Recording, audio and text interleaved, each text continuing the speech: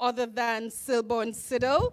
If you are on YouTube, Silborn Siddle TV, you will see his face. You'll see the TikTok videos that he does. So make him feel welcome for me. We have a lovely gentleman here, Matunda Makula. He's a barrister. Please don't hold that against him. He can be a nice person. So he is our resident guru when it comes on to all things constitutional law and reform. Make him feel welcome. Now, among all of this thorn, I had to have a beautiful rose. This is the lovely Tara Johnson Reed, a young lady with so much wonderful things that she has done and also behind her name. But more importantly for us, that is for this evening, she is a part of the Global Jamaica Diaspora Council, and she represents the youth. Make her feel welcome. One of my favorite persons, he doesn't know that as yet, but he is. When we thought of coming to London, he was the first person I thought about, Dr. Carlton Brown. Dr. Brown is the founder of Aspire Management Consultancy. He's a visiting lecturer of the London School of Business and Finance.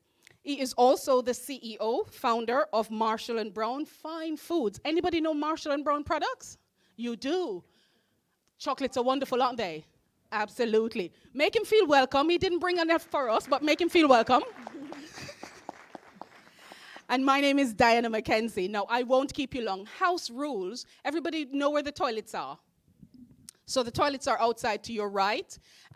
You can use your mobile phones, stream on Facebook. I would encourage you to do that.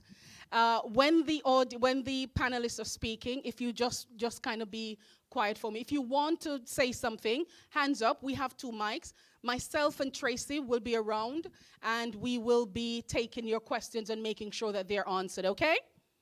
So I think that is it for me. Thank you very much, Brixton. And I'm going to hand over to Silborn. Thank you. Thank you.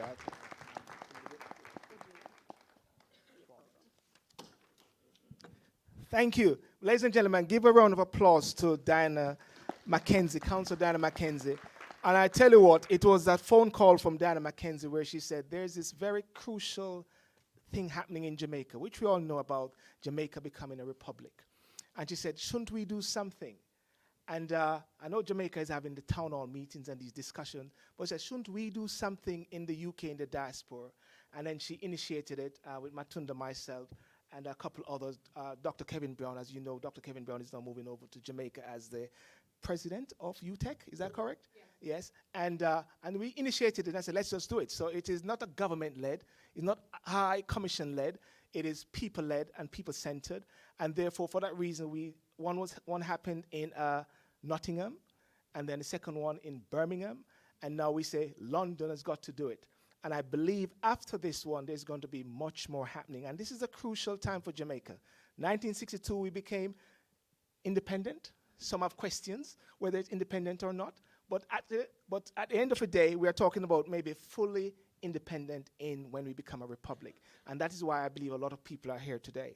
But before I go any further today, I want to bring in Matunda Makula, Barrister Counsel, who is going to sort of set the stage as to the whole aspect of this constitutional reform and some of the key aspects of the Constitution which is entrenched, whereby we also need to look at, because sometimes the Constitution is not, what we say, a sexy term, it's a boring subject. I remember when I was at law school and I did one of my courses, one of my exams, and the lecturer said, Mr. Charles Reed, he said, oh, hum, hum, hum, waffle, waffle, waffle.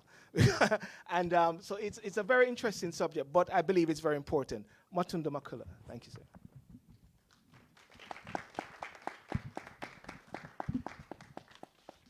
Hi, good afternoon, everyone. Can I be heard? No. Thank you very much for coming out this afternoon. I'm asked to give a general overview of what's happening in terms of Jamaica's move to reform its constitution. And I think the best place to start is a quotation from Norman Manley at the time, in 1962, where he said, at a joint committee of Parliament at the time, he said, "We are familiar with the type of government that has influenced most of the government of the world and has certainly influenced tremendously all the modern governments that are coming into being. And this system of parliamentary government over the centuries has been evolved by the British people, who certainly have displayed the most unique genius of any people in history for devising a form of government acceptable to people.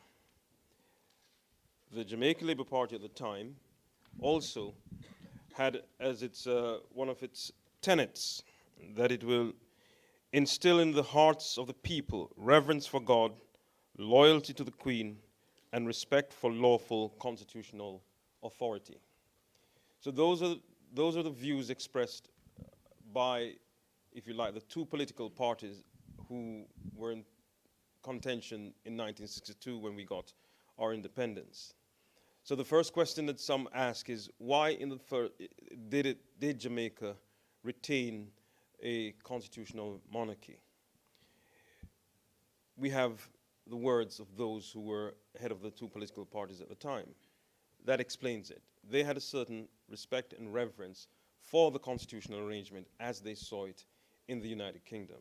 If you read Professor Stephen Vassiani, essay on the topic, he tells you that when you look at what was happening in Pakistan and perhaps India at the time when they got their independence, how the partition just really never went well. There was a lot of bloodshed. That model certainly wasn't one that countries such as Jamaica would have wanted to adopt. And so we found safety in what we knew and admired. But you move forward to 1995, when the government of the day, on the P.J. Patterson, we had a joint select committee of Parliament, and it decided that we should have constitutional reform.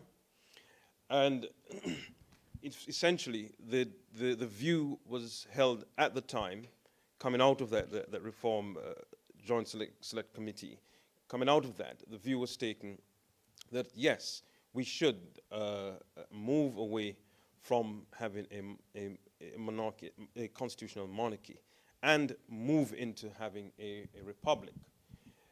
That was the decision then, still to be implemented, because there were other issues related to that on which there wasn't any great agreement, tentative agreement, but there wasn't any great agreement. Single among this is, well, do we have, and you'll hear a lot of this afternoon, will we have an executive presidency or a non-executive president? How will we select the president? But what is important, ladies and gentlemen, is that at this stage, the leaders of Jamaica, and I say the leaders now, the parliamentarians, have decided, the political leaders of Jamaica have now decided that we need to move a bit quicker and more definitive with constitutional reform. Mindful, of course, that in 2011, one of the major things that was done in terms of constitutional reform was to enact what's called the Charter of Rights, Section 13 of the Constitution. And for those of us who live in the United Kingdom, the easiest comparison is the Human Rights Act. It is not that Jamaica's constitution did not have and protect rights, of course, but the major change that the Charter of Rights brought about is this. Now, prior to the 2011, if you felt that your right was infringed, you really had the job, the obligation to show the infringement and to convince the state that it has. It's much easier now. If you look at it, it's a turnaround. The state now has to go about demonstrating to a court that this infringement on any right that you have is necessary in the society. It's a much difficult thing for the state to do. There are environmental rights that have been now declared in Jamaica, right to a clean and healthy environment. We never had that. But if you think about it, from 1962 to really 2011, we had really one fundamental constitutional change. And so it is no wonder that when we get to this point in our constitutional and political history, that the decision has been taken for us to really look at how we govern ourselves. Now, one of the things that you'll hear us talk a great deal about this afternoon is, well, the role of the Governor General, who is the King's representative. A lot of persons say, well, the Governor General is just a figurehead. But bear with me for a second. Let us understand that even though to a point the Governor General is a figurehead, it is misleading to think that is the subtotal of what the Governor General represents. The Governor General is part of Parliament, because the Constitution defines Parliament as consisting of the King, the Senate, and the House of Representatives. The Governor General is part of the executive, because the executive power is given by the Constitution to the King. When you're appealing, Jamaica's final court of appeal is the Judicial Committee of the Privy Council, and it is to the King that you appeal. So both in terms of the executive, the legislative branch of government, and the executive, the three branches of government, the King or the sovereign has presence there. It is the Governor General who acts through the King's authority is exercised through the Governor General. Another example is the Prime Minister and the Leader of the Opposition. They're both, if you like, they owe their presence constitutionally to the King. What do I mean by that? Well, the Governor General, who represents the King in Jamaica, is a person who selects, in the case of the Prime Minister, the person who has the confidence of the majority of the MPs in Parliament. So there is power. It is the Governor General who will select the person who has the support of it's called the opposition party in the Parliament. But there's significant constraints on that power, because I think all of us know that the Governor General cannot just appoint anyone who politically doesn't have the support of, in the case of the current day Prime Minister, the Jamaica Labour Party. The current constitutional reform process that we are undergoing as a country is a good one. But even though there will be a lot of conversation and discussions this afternoon about moving us from a Republican, from a constitutional monarchy to a Republican status, let us not forget that that's just stage one of the process. There are 3 stages, okay? Stage 1 is what we're doing right now, where the Constitutional Reform Committee, which consists of 13 persons, I think, 13 or 14. Some persons have said there are too many lawyers. I have my views on that. But stage 1 is principally looking at how do we reform the arrangement so that we can move to becoming a republic. You'll hear persons this afternoon talking about deeply entrenched provisions in the Constitution.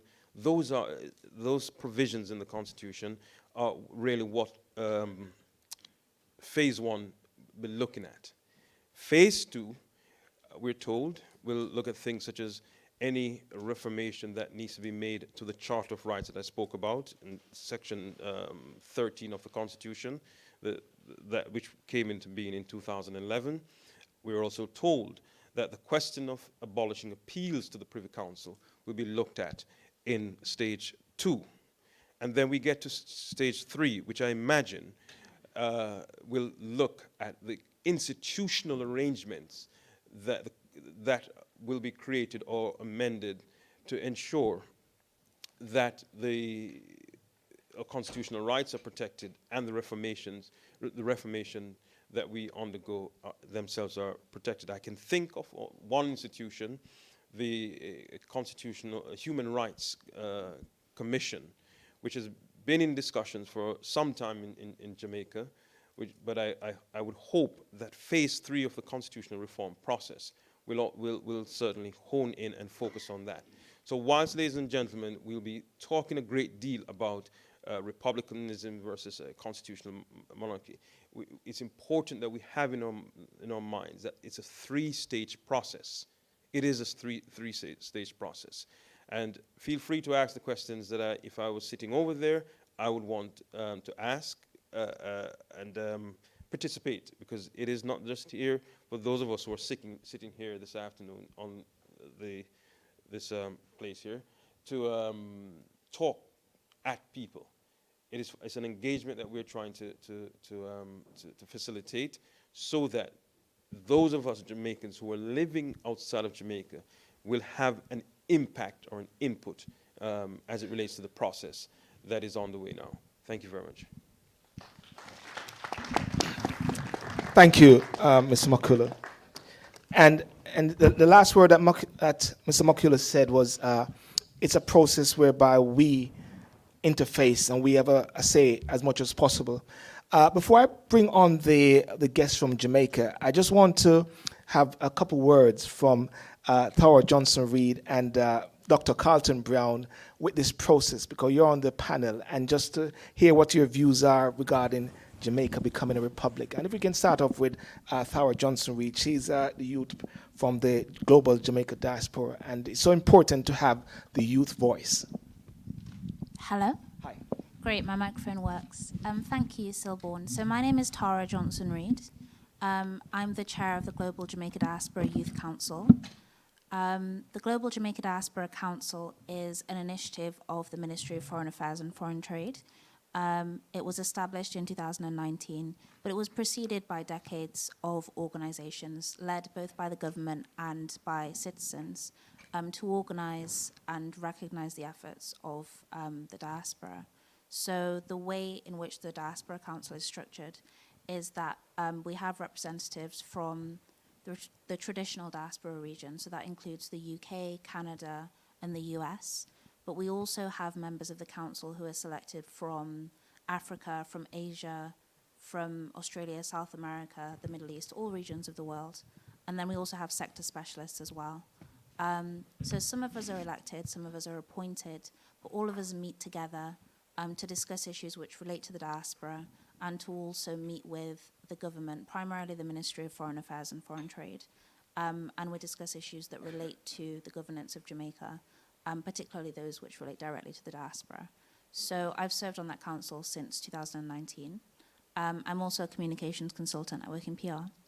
And yeah, I'm a Jamaican by descent, so that's the kind of capacity in which I come here today. Thank you. And Dr. Brown? Hello. Hi. I don't know, I'm here just as an individual. I'm a consultant, I'm an academic, and I look at it from an objective perspective. And I think one of the famous quotes from Garvey talked about self-determination.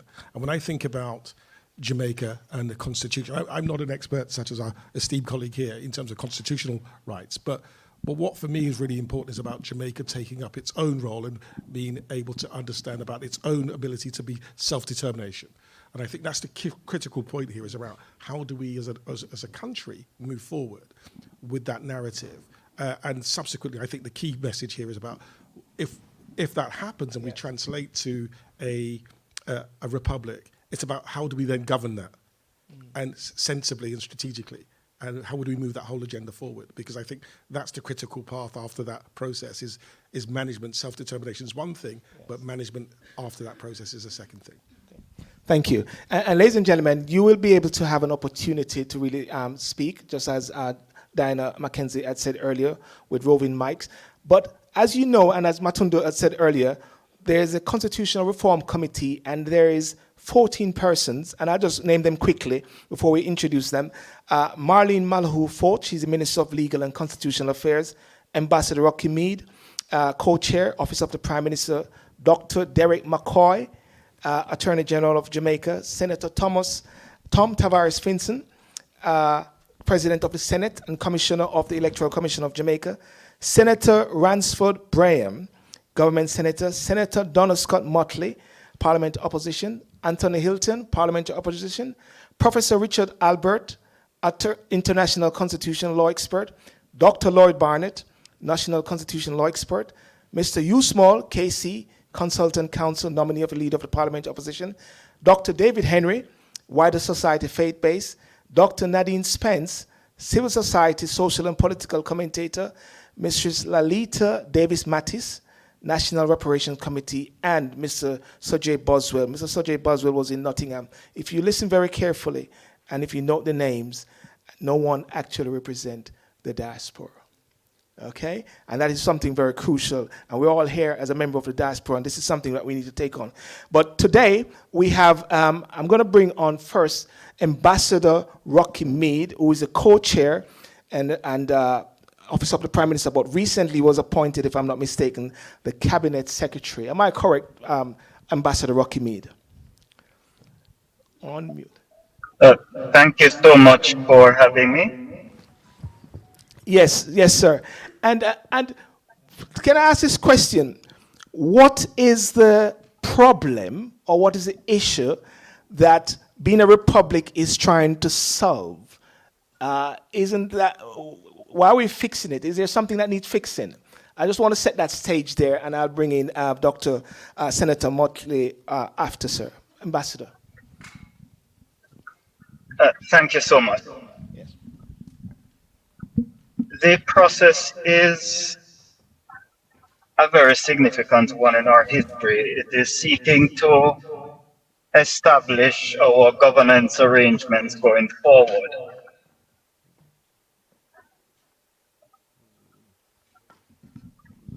Okay, there was a glitch, but and a number of the comments I was prepared to make would have been covered in the introductory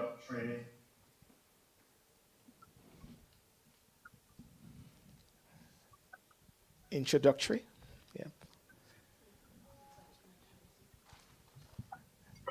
Yes, I just realized we're having some challenges here. Can you hear me? Yes, sir. We can hear you, sir. Right. So the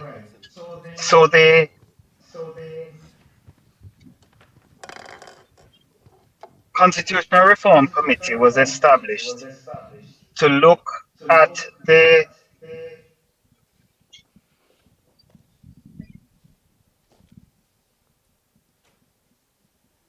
Okay, there's some, we have some challenges there, I presume. Okay. In the meantime, just while Ambassador Rocky Mead is trying to be sorted, Donna Scott Motley, Thea, is Donna Scott Motley online? Hi, Senator Donna Scott Motley. Until Ambassador Rocky Mead comes back, I'll ask the same question. Can you hear me clearly? I can hear you. Fantastic. I want to thank you for it. Thank you. Go ahead, man. To say, acknowledge the panel and the guests who have joined here today. So the question you want me to take is a question to the ambassador. And why become a republic? Indeed. That was what you were asking. Indeed. The whole point of it is that when we became independent in 1962, we were actually signaling to the world that we had recognized who we were and that we wanted to govern ourselves in a way that would separate us from being a colony, as it were. When we say that we want to become a republic, what we're doing is that we're closing and ending that period of colonization. We're actually saying that we do not want to be governed by King Charles III, that we do not want to be governed by monarch, but that we think that we are at a stage of our development where we as a proud people should have full liberation in every sense of the word from a monarchy. It's very important psychologically, as you would understand, that a people find themselves at a place where they feel that they are full participants in their destiny and they acknowledge their role in governance. We have said we are a democracy. We have said it is government of the people, for the people, by the people. I don't think we have fully realized that. But I think this reset of becoming a republic gives us the opportunity to advance our people more along. It might sound idealistic, it might not seem tangible in the sense that are we going to make more money? Are we going to see immediately economic growth and those kinds of tangible? But as you know, it's sometimes the intangibles which point towards greatness. So I think it's very important.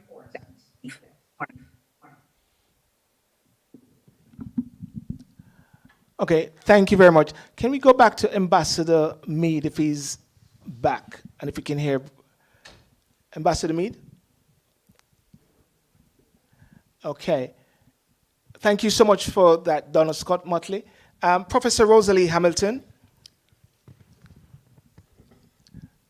Is Professor Rosalie Hamilton? Yes, I'm here. Thank you. And ladies and gentlemen, of course, because we are going cross-Atlantic here, so we've got to understand the Wi-Fi bit there. Professor Rosalie Hamilton, you're not on the commission, but you're Advocates Network, and you're on the ground in Jamaica, speaking up for Jamaica from your position there. What is the problem that is trying to be solved by Jamaica becoming a republic? You know, freedom, self-determination, regaining our humanity. This is a long, long, long journey for us. And I think the move to the republic is just another phase on that journey. When we started, you know, we talked about in 62, the thinking was we could keep pretty much the current arrangement that we had in place constitutionally, and that would perhaps provide adequate basis for us to move forward. I think we're at a juncture now in our history, having tried to make the constitutional arrangement and the legal governance framework that flows from that. We've tried to make it work for nearly 61 years, more than 61 years. And I think many of us, including myself, is of the conclusion that the framework is not working. It was never set up for us. It was set up to perpetuate the privilege and benefits and opportunities for a few, and to perpetuate a system where the majority was exploited in order for a few to benefit. And so we are of the view that we have to look again at that foundational framework. We need to shift it. We need to look again at our constitution, make those changes, and the related set of laws, institutional framework that the system is anchored on. And it is when we begin to move that lever, we will get to the republic we want. Most importantly, the change that is required when we move to the republic is for the Jamaican people to say, yes, we are the owners of Jamaica. We want to take control of our destiny. And once we take that decision, once we're clear that Jamaica belongs to us, not to a few people that we elect, for example, or not to foreigners or a set of people who we think, you know, own the country. But when we take ownership, take sovereignty of our nation, then I think we can create the framework, the legal framework in terms of our views and what we want to see in a constitution. And importantly, hold the people we elect in office to represent us, hold them accountable. And when we start to do that, I think we will get different outcomes. And importantly, the changes we're looking for is those mechanisms, those opportunities where our voices can be heard in the decision making. And I'm also talking about the voices of people in the diaspora, right? We need mechanisms in place that can enable our voices. And it's when we start to do that, we begin to create a more inclusive society, a society that includes all of us and is not set up in the interest of a few. Thank you. I want to ask persons in the audience, maybe a couple, as to that same particular question to get you involved and engaged as to the world problem and what do you see as Jamaica and being a republic. But before I go any further, Farah Reid, Johnson Reid, let me get it right. Young people, what's your take? Do you think to keep the status quo, or we need to change? I think that everyone who's spoken so far has kind of communicated the general consensus, which is that we can't keep the status quo. Right now, we have a constitutional monarchy, as was explained, and the head of state is King Charles III, someone who is incredibly removed from Jamaica. The reason why King Charles III is the head of state now, it really comes from a history of one of the greatest crimes against humanity, which was colonization, the transatlantic slave trade. That is the environment in which Jamaica became associated with the royal family. So that's definitely something that we need to move away from. It doesn't reflect who we are as a people today. It doesn't reflect what Jamaicans deserve. It doesn't reflect what our future should be. As Dr. Brown spoke about, we should have self-determination, and that's something that should be reflected not only in our education system, but also in the governance that we have in the country. It should be that a child that is born in Jamaica knows that by their own work, they can rise to the highest ranks of society and ultimately lead the country. Right now, that's impossible. No matter what's achieved by a Jamaican in the society, they can't. The royal family is something that is just there, that's permanent, that's totally distinct and separate from us, and it shouldn't be that way. I've written about that before in The Observer. So I would say that the status quo can't remain, and I'm glad to see that the government is moving towards constitutional reform to remove the king as head of state. Although I have to add that that's something that's been discussed by successive governments in the past that hasn't materialized. So we should approach this with caution. Thank you. Audience, anyone from the audience? Roving mic, have we got a mic? Yes, There's a gentleman right there. I had to take off my shoe, but there you go. Are you going to do the runner? Okay. No.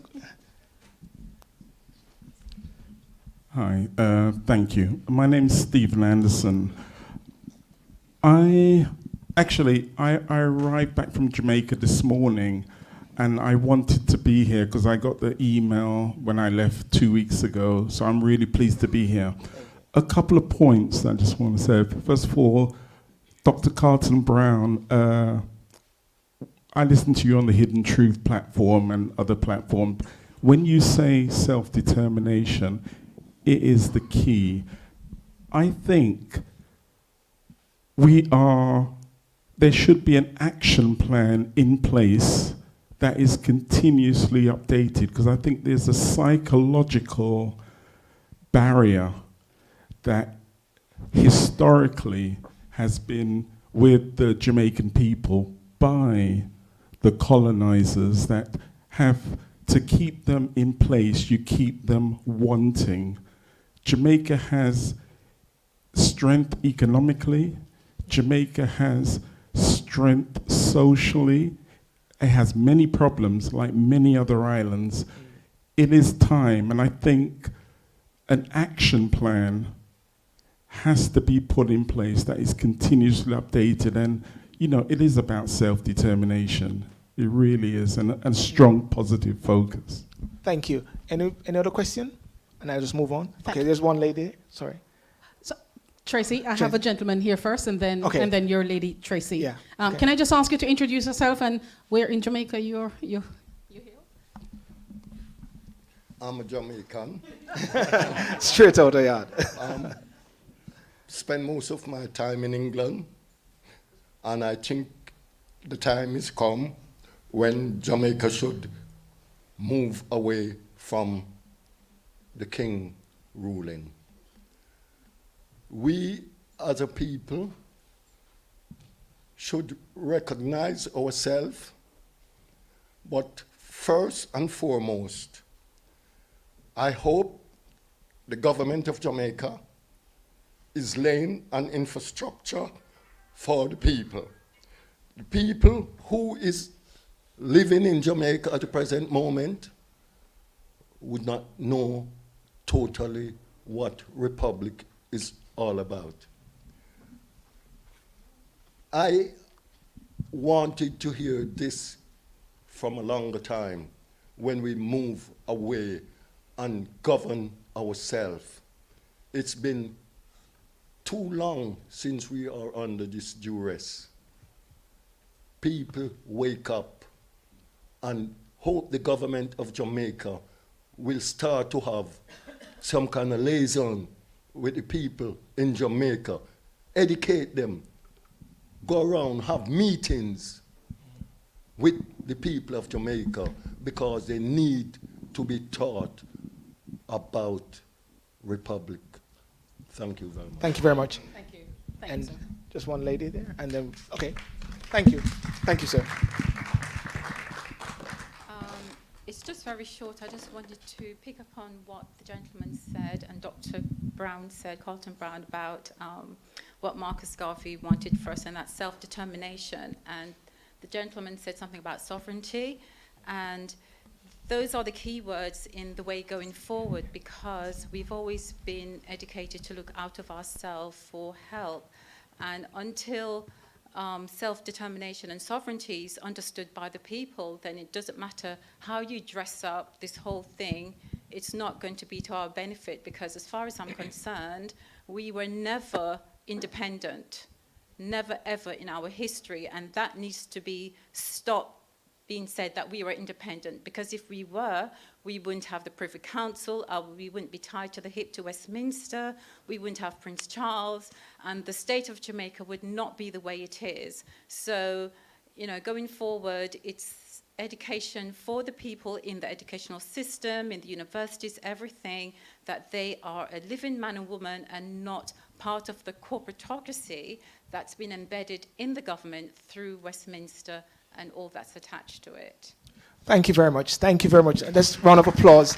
And more questions will come in. And I think it's very important that I got the audience interacting instead of just the presenters just presenting. And the key words which I picked up was education, self-determination, which is crucial. Marcus Garvey factor there. Ambassador Meade, are you back? Say you're back. I am, yes. You're back. And You're back. I will be the connection at this time. Thank you. Is it Digicel or Flow? Which one? No comment. You don't have to comment. Oh, did they cut us off because we said that? Yeah, no, I'm back on. But did you want me to make some I need comments, or did you have a specific question? Yes, I need you to come back in because we're going to flow with this, because the key, what you're hearing from persons in the diaspora is talking about the process and to actually a framework. And I know there's a framework which you guys have. You're the co-chair. Can you set the tone as to the framework? Because I believe the chair had indicated some time ago that you wanted this process to be completed sometime this year. Am I correct? But I believe indeed, that was the initial. That was the initial comment. I'm sorry, because of the delay. That's okay. I'm not sure when you're continuing to speak. So yes, Yeah. I can give some context. Please, thank you, sir. We listen to you now, sir. As you know, we were asked to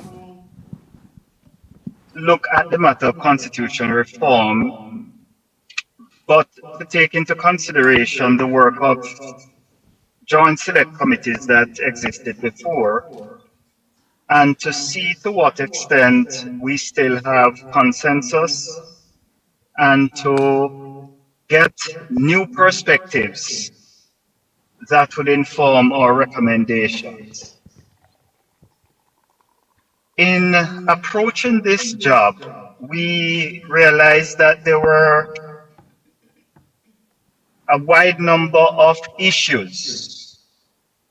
So of course, there's the main issue of how we will govern ourselves and whether we want to continue having King Charles as our head of state.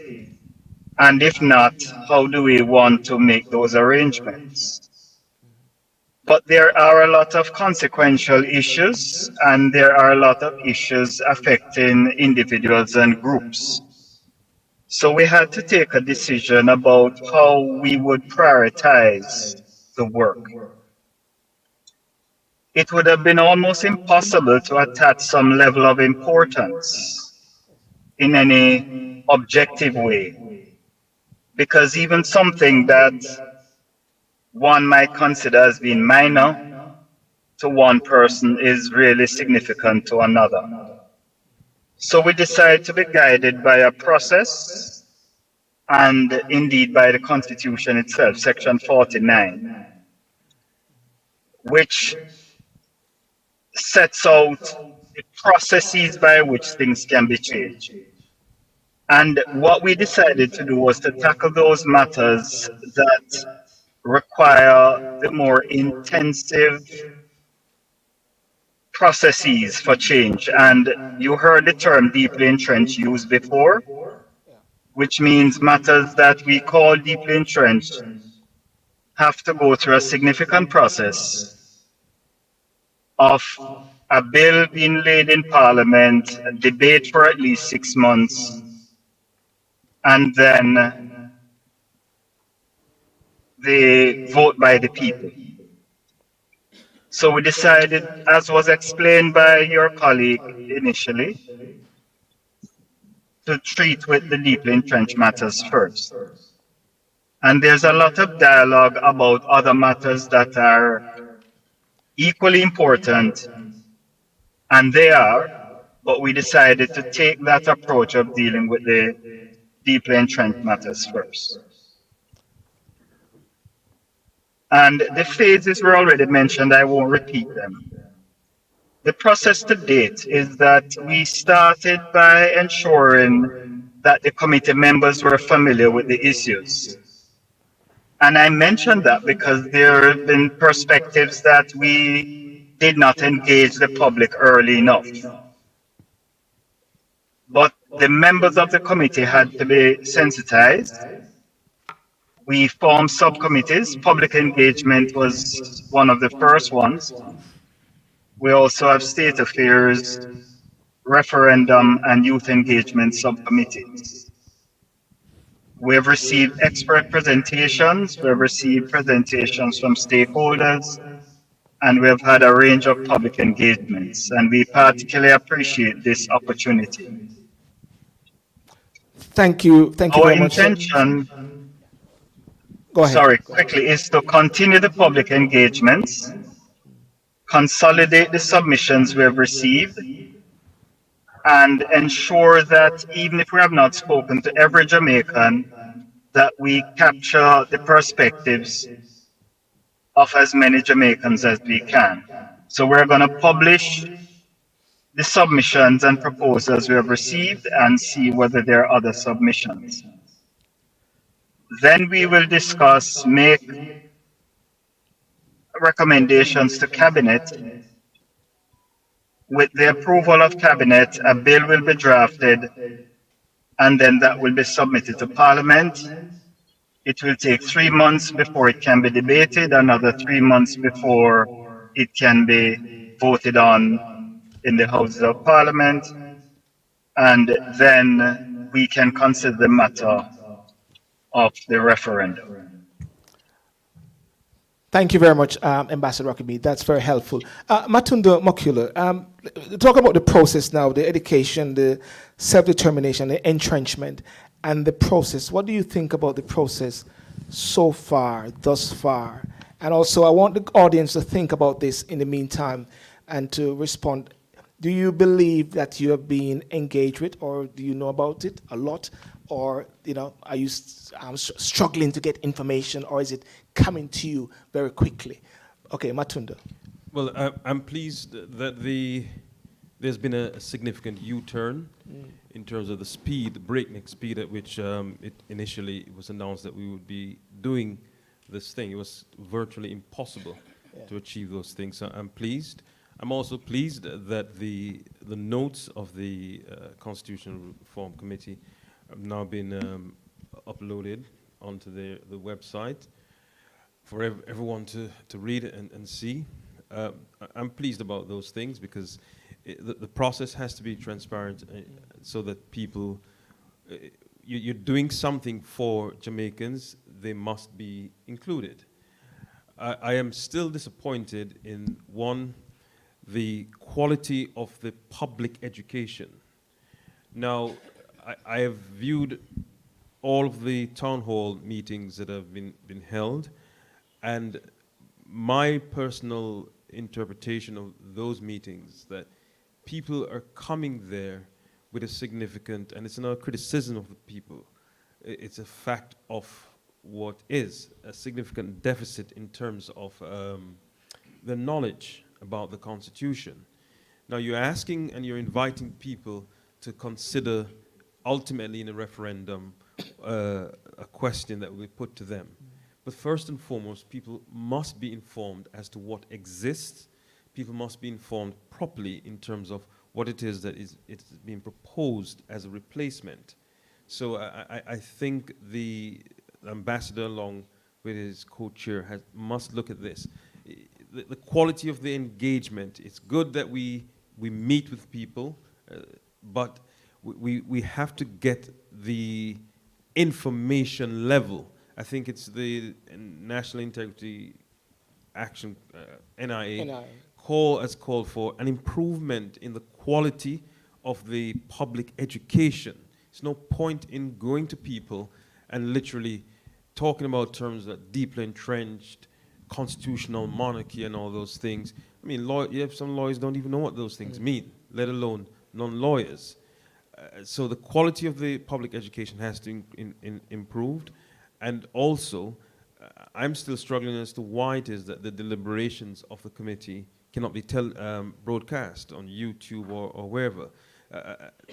I understood initially, it was said, well, we have to get the house in order first. The 13 or 14 persons, they're working together. Let's get the rhythm going first. But I think we're far down in the game now. Those things need to be considered, and quickly too. Okay, thank you very much. And ladies and thank you. And the roving mic, we're going to ask a question just to follow up on what Matunda says. There's a lady right there. I know her very well. How are you? And just to say that persons who are on Instagram and YouTube, welcome. I must say somebody just said something on YouTube. Can't any of the panel or audience speak Jamaican? Sorry, I just said that. Yeah, man. Straight out of Oche, yeah. Anyhow, that's just someone made a comment, can't any of the panel or audience speak Jamaica? I'm going to go to Rosalie Hamilton after about the process and how is it happening there, being a part of the civil society. But let me ask, a question has been asked there. Remind me. Greetings. Nzinga. Yes, greetings. Yes. No, it's not actually. No. I know Sylvan from when we were doing the campaign to try and get the British airline companies to have more economical costed flights when it costs a fortune to get to Jamaica, and yet it costs peanuts to get to America. Another subject for another day. But I really just wanted to thank all of the panelists for being here and for organising this initiative. It's extremely important for us to feel that we're part of the process. I also want to acknowledge Senator Donna Scott Motley for her contribution, and also Rosalina Hamilton, both very important contributions. And also I think it's important that the young person, particularly given that in her introduction she said she was a communication consultant, that she finally did say that she's also a Republican. That's great to hear. So I really just wanted to add to what's already been said in terms of the dissemination of information. I made the effort before being here of listening to the broadcast in celebration of Marcus Garvey's Earth Strong.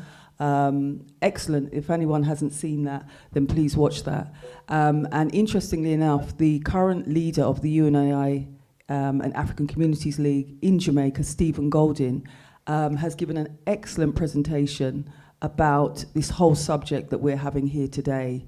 And again, I would encourage anyone to listen to that presentation, because he does talk about whether it's going to be a executive presidency and all the different roles. I mean, you'd have to watch it. I don't want to go into too much detail. So really, I'm just saying, yes, perhaps more information is necessary.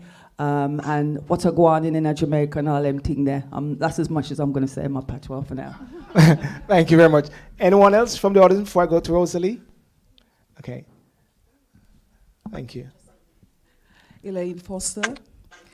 I would just like to ask whether or not it wouldn't be better to have a brand new constitution rather than trying to edit something that is deeply entrenched and was never written for the majority African population in the first place. Thank you. Thank you. I love that question, actually, Silborn. Yes. Matundo, would you answer that one?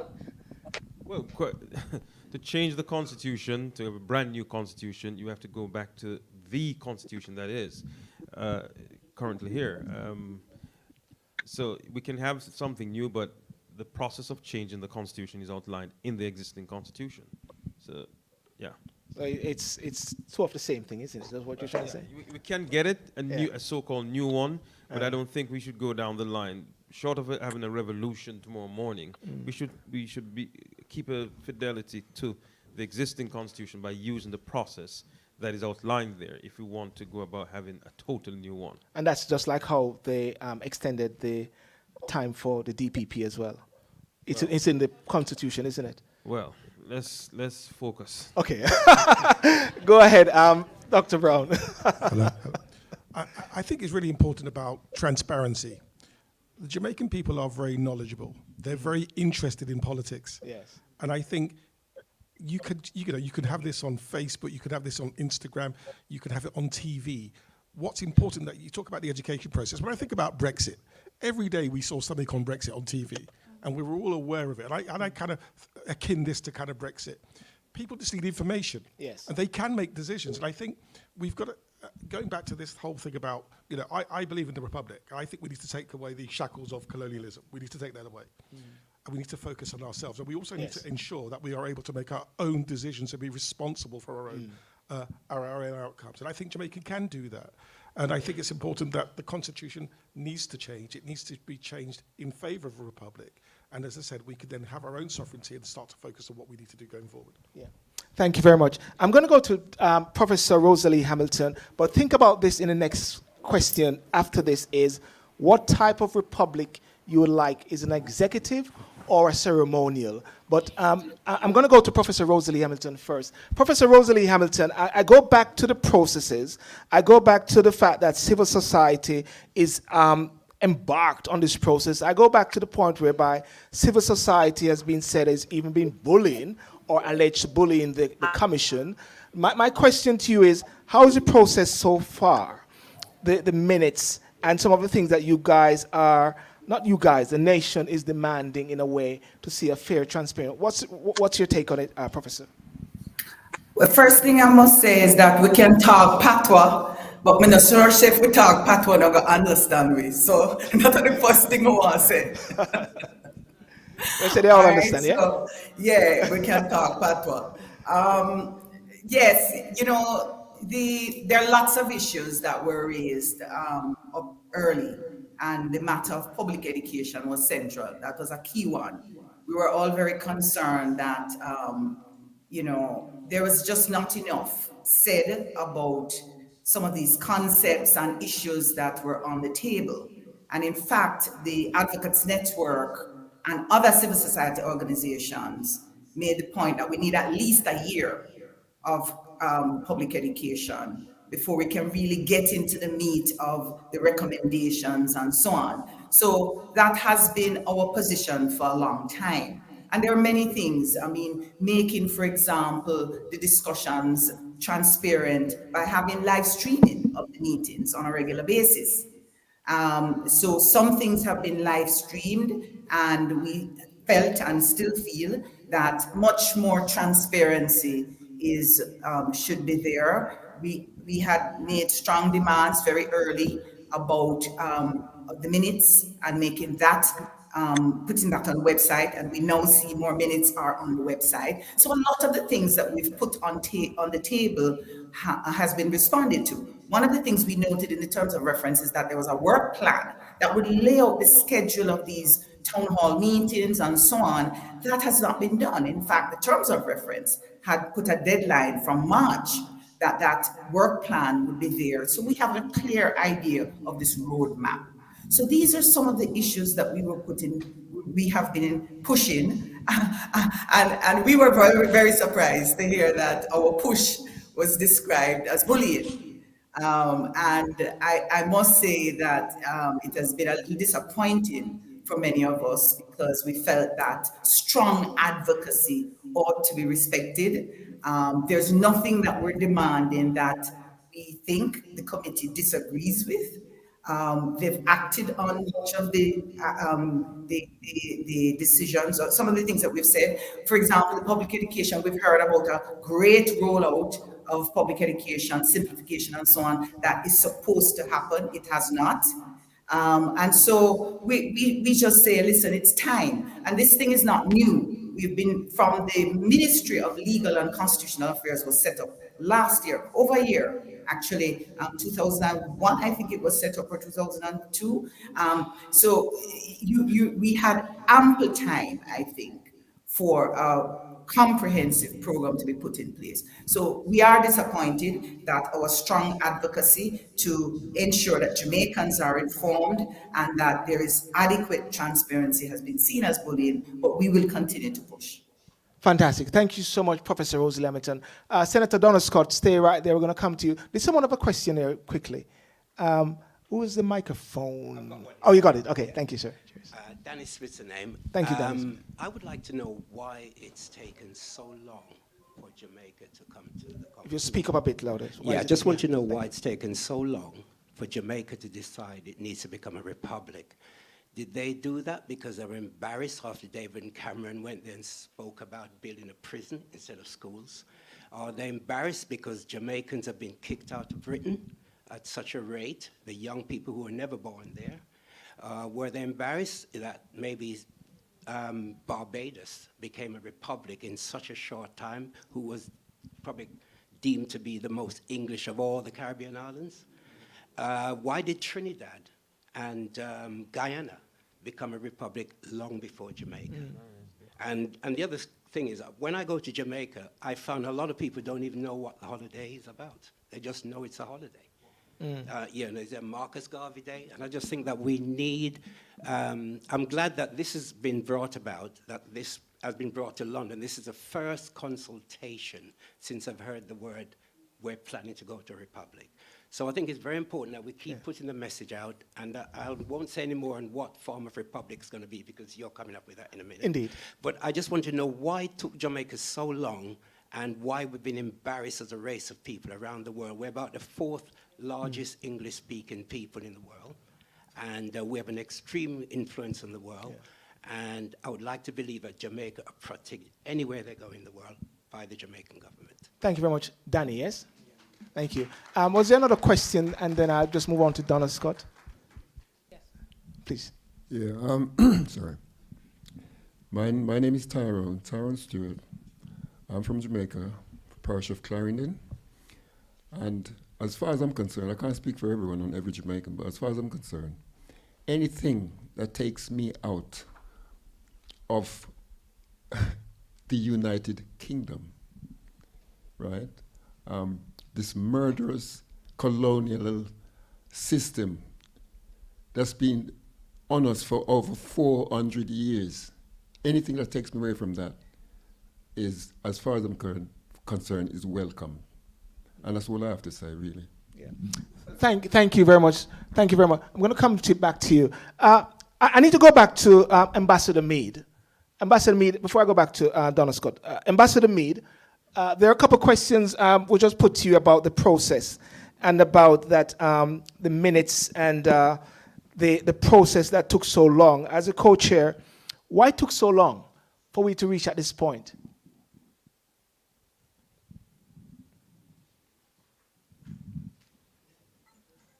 There's almost a bit of irony in the question in terms of why it took so long. So as we outlined, we've been talking about constitutional reform from at least the 1970s. And we have taken significant action from at least the 90s. We mentioned the Joint Select Committee.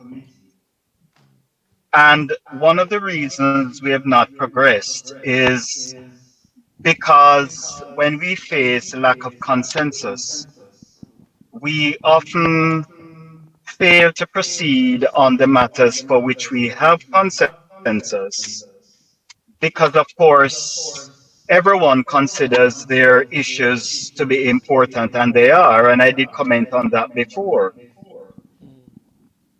And that's the reason we suggest this time that we take a process approach of dealing with the matters that require referendum, and in particular the matters on which we can find consensus.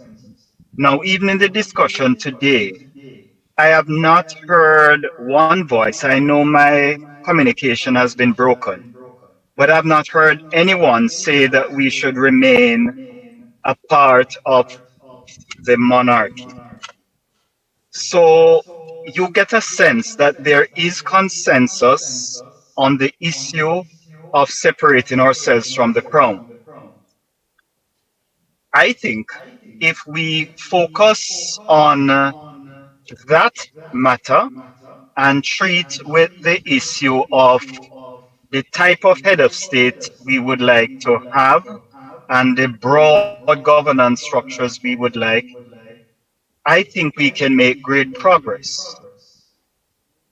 But there are going to be challenges because there are significant stakeholders that are of the view that there are some consequential issues that are important that should be treated with early, and they are important issues.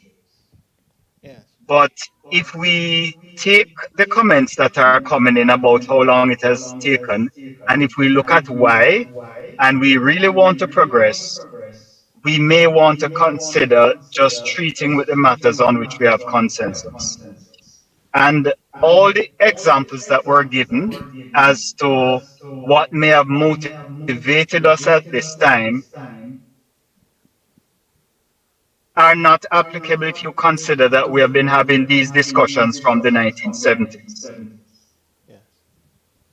We just need to move on the things for which we can find general consensus.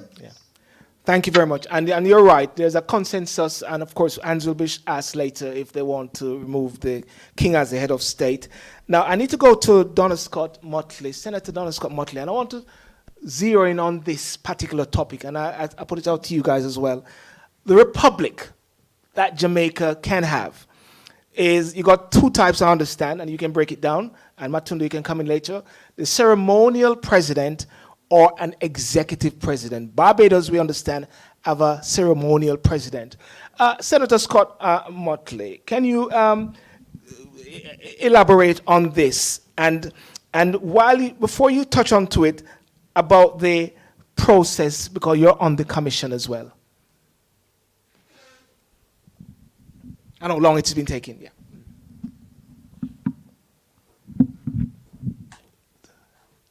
Muted? I do hope you can hear me. I can hear you clearly. We can hear you clearly. Out of the discussion because I could not hear anybody, but I'm happy you that question. Before I answer it, however, I Ambassador Rockin speak about significant stakeholders and there being some indication and stakeholders that there are some aspects of the phasing which they would like to be changed. And may I just take this quick opportunity of saying that the People's National Party, the opposition, is convinced and is committed to the fact that if we are going to have full decolonization, we must also be at the same time. We are of the view that it is not enough to leave the monarchy, but that if we are going to keep a full circle organization, we also join our own final court of appeal. In our instance, we have paid for this court of contributed over $8 billion US, and we see no reason why the government would still hold on to the Privy Council, which is a place we can only visit if we have a the only in the Caribbean to go to the final court and it visit the head of state. So now I answer the question to the different types of presidents. When we say a ceremony, I think people say, but why would you want And that is because significant attention has not been paid to the role of government. The Governor General does not only simply represent us at the ceremony opening of Parliament. Professor, sorry, Senator Donna Scott Motley, I'm going to stop you for a second as we're cutting out and losing some key words in the process. What do I suggest you do? Okay, 1 second. Yeah, go ahead. Yes, so I was saying that what is ceremonial head of government? It does not perform just ceremonial function. There are significant matters that the Governor General, his own person, deals with. And I can tell you one right away in the amendment to extend the retirement age of the Director of Public Prosecutions and the audit. I pointed you to the fact that whereas with the appointment of the DPP, the Governor General makes the consultation with the leader of the opposition on the recommendation of the Prime Minister. When it comes to appointing the Auditor General on the 121 of the Constitution, he does that himself. And there are many other appointments where he has the final authority. Senator, Senator Donna Scott. Yeah, okay. I'm going to ask, what are you using, Flow or Digicel? That's the first question. Flow. Okay. No, people okay, I'm going to pause you for a second. I'm going to pause you for a second and just to elaborate on what you're saying. Matunda, if you can just flesh out a bit the distinction between the Republican, the type of presidency, ceremonial or executive. And also we're going to ask people in the audience what is their preference, because it's very important that the people have a say. One of the things I keep saying all the while is that Jamaicans back home better wake up to it. So therefore, if you got families back home, you need to say to them, get ready and to get on the voters list, because they are the ones who will have a vote. Jamaicans in the diaspora do not have a vote. And therefore, if they don't do it, dog them or supper. Okay? Matunda. Well, quite briefly, just think of the situation where the king or the governor general under the Constitution presently has certain discretionary powers. The senator was speaking about the power of to extend the term of the Director of Public Prosecution. Now, the Constitution gives the Governor General the power, after consulting with the Prime Minister and the leader of the opposition, to extend the term of the Director of Public Prosecution. Contrast that duty to consult with the leader of the opposition and the Prime Minister with the, if you like, the power that the Governor General has in the extension of the term of the Auditor General. Doesn't need to consult with the Prime Minister or the leader of the opposition. When you have a ceremonial president, that office holder is not involved in the day-to-day decision-making that takes place. That really is the business of the cabinet as you've come to know it. And that is what obtains in the United Kingdom, that is what obtains in Barbados. If you now move to a president who is more actively involved in the process, in the decision-making process of governance, then you'll be moving away from the ceremonial type of president. In Guyana, for example, you have a president who really selects some of the members of the cabinet. In fact, the president in Guyana can select persons who are not necessarily from the political party. There's a set number that he or she can select to become a member of the cabinet. And so on one hand, you have a ceremonial president who really is there and has certain discretionary powers ascribed to him or her. That is a system that we have inherited. Now the question is, are we now going to move from that system and have, if you like, a more active president?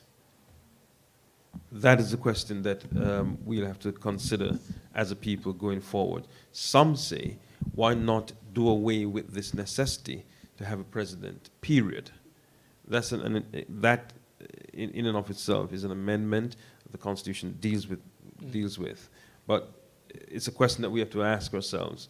Do we want a ceremonial, or do we want to move away from that? I, for one, do not think that it is right to describe the functions that the Governor General performs as purely ceremonial. They're not, but they're limited. I accept that they're limited. A radical solution can be found. I am not against that at all. I'm not against a radical solution. There's no reason why we can't.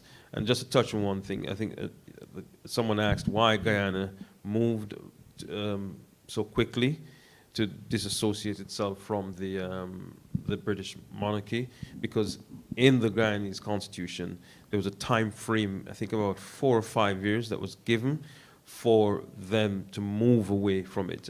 It was written in their constitution. Barbados is quite different. We in Jamaica, we have to have a referendum. Barbados didn't have to have a referendum. That's the real difference. But listen, we have started the process. Let us move and engage with the process and start. Yeah. There's no point in asking why so long. Let's get it done. Yeah. And finally, I agree with Senator Scott Motley when she says that the curious thing about our constitution is this. You can, like Trinidad. Trinidad is a republic, but Trinidad's final court of appeal sits in London. You can be a republic and still have appeals to the Privy Council.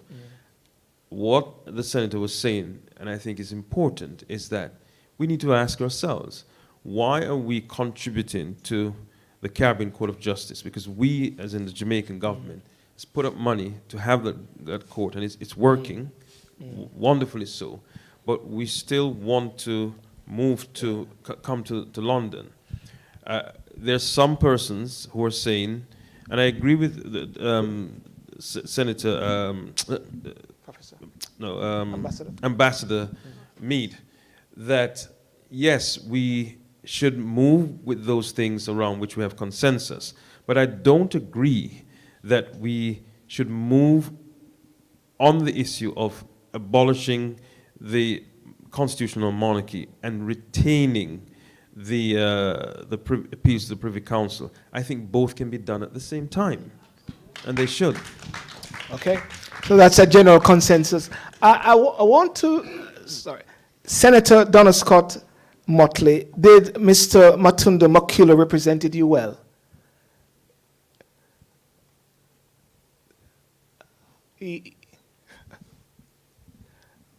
Yes or no? That sounds like a no. No, she was going to say something. She's muted. Donna, Senator Scott? Okay, no problem. Tara, I want to go to you, Tara, as a young person. What type of republic do you believe? Because this is not just for constitution experts and legal experts. This is about the people, because it's the people who are going to be voting at the referendum. Is your dog barking? Yeah.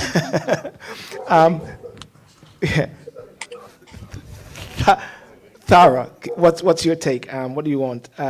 Ceremonial or executive, or what's your take on it as a young person?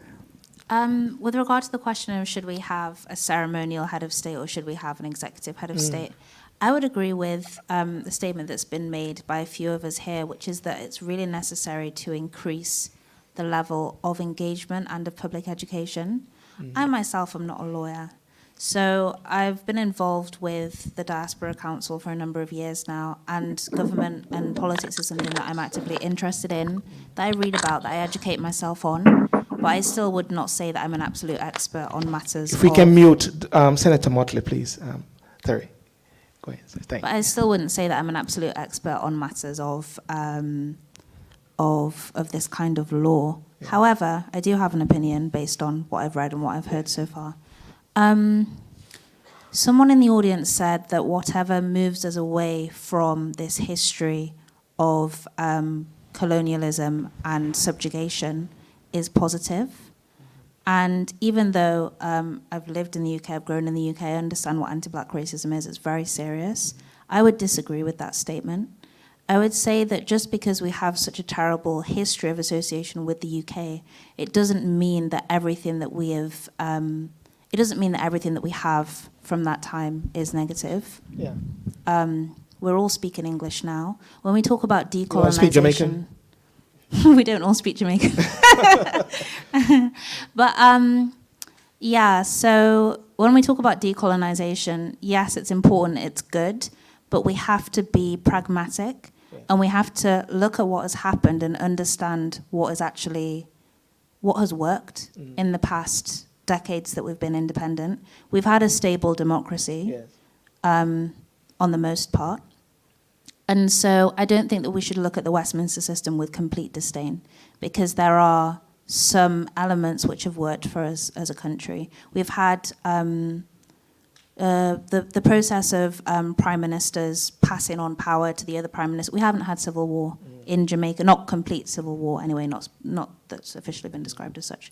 So I think that we need to look at the Westminster system and really acknowledge what in the Constitution can actually be retained. With regard to should we have a ceremonial head of state or an executive one, we also need to be pragmatic and look at the way in which Jamaica operates now. Do we have completely free and fair elections? Do we really have one vote per person in every constituency? Do we have elections where nobody is, do we have free and fair elections? Do we have leadership on both sides of the aisle that's completely free from corruption? Do we have a situation where, we've had ministers and very senior people in government who have been prosecuted for serious crimes. So we need to look at all of that history, that reality of what we have in Jamaica, of how things actually work, how they operate, how small the country is, how separate the government really is from the judiciary. Yeah. We have to consider all of those things when we think of an executive head of state. If we were to have a situation where the elected leader of the country is also the head of state who has power over the entire situation, that's a very serious position to give to a person, to anyone. And we've seen issues in America with the president where they have to go through a process of removing the president. Impeachment in the US is very long and serious and involves a judiciary, and it's not easy. It was the case that President Trump was impeached after he'd already left office. And that is a country that many people would look to and say that they have a lot of their processes in place and they're able to they'll achieve see America things. as the ultimate republic. Is that what you're trying to say? The ultimate republic people? I would say... when I say ultimate republic, presidential with an executive arm. Yeah, so the US, to me, I'm pretty sure, is an example of where they have an executive head of state. Combined powers, a person who is incredibly powerful is elected, and they have run into issues that they've had to resolve. Do we have the capacity, as Jamaica, looking at our history and what we have today, do we have that capacity to carry out impeachment successfully? Or not. So we have to look at it from a pragmatic perspective. So I would say that currently I'm leaning towards retaining a ceremonial head of state for that reason. We have to be careful and think about what the effects will actually be on the country. That's very interesting. And keep your hands up because I'm going to come to you.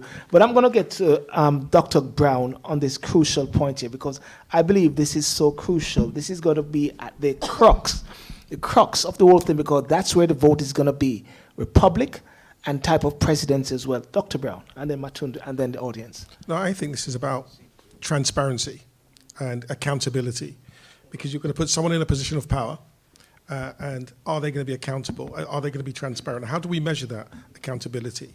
And I think if you put so much, I think, I can't remember what the quote is, but they say power is absolute, power corrupts absolutely. Yes. And so we've got to be conscious of that. If we put too much power in one person's or an individual stakeholder's hands. So I think we've got to be conscious of that. And how, the shackles of the colonial past is one thing. But as our colleague here said, it's not all, and when I say this, I caveat what I say. Some of the systems have been good in terms of systems and structures which are set out. I'm not talking about the colonial systems, but the way we manage things in terms of how Jamaica manifests itself. But Mike, I would be more inclined to separate the two and have a ceremonial head of power on that basis, because I think we have to be conscious that people are corrupt in all sorts of, including the UK, so let's make that caveat very clear. And we want to separate the powers so we have more accountability and transparency. That would be my view on it. So you're leaning towards a ceremonial president as well? Absolutely. Leaning towards a ceremonial. Professor Rosalie Hamilton, before I go to the audience, Professor Rosalie Hamilton, can you elaborate on this and your thinking in Jamaica at the same time as to the type of presidency? Matundo, can you sort of elaborate a bit what you wanted, Professor? What I want to elaborate, Professor Hamilton to perhaps address for us is executive or non-executive. Is that the real issue from the network's perspective, or is it more a deeper issue than that? Yes. For Professor. We've certainly discussed it. Like when in Jamaica, there are two schools of thought, but we've agreed that when you look across the world, both systems are flawed. None of them are, it provides a panacea to our problem. And I think we should remind ourselves of where we started in this program, right? What are we trying to do? What is the mischief we're trying to fix? And I think the audience agreed that self-determination is a big part of this. And so if that's what we're trying to do, create a system in which we, the people, have a say and can shape our destiny, then I think we should be thinking more about these accountability measures, the mechanisms in which our voices are heard. And I think when you think about that, we look again at the structure of our parliament. Do we have a framework in which we can hold our cabinet and our prime minister accountable, as is implied in section 69, subsection 2 of the Constitution, right?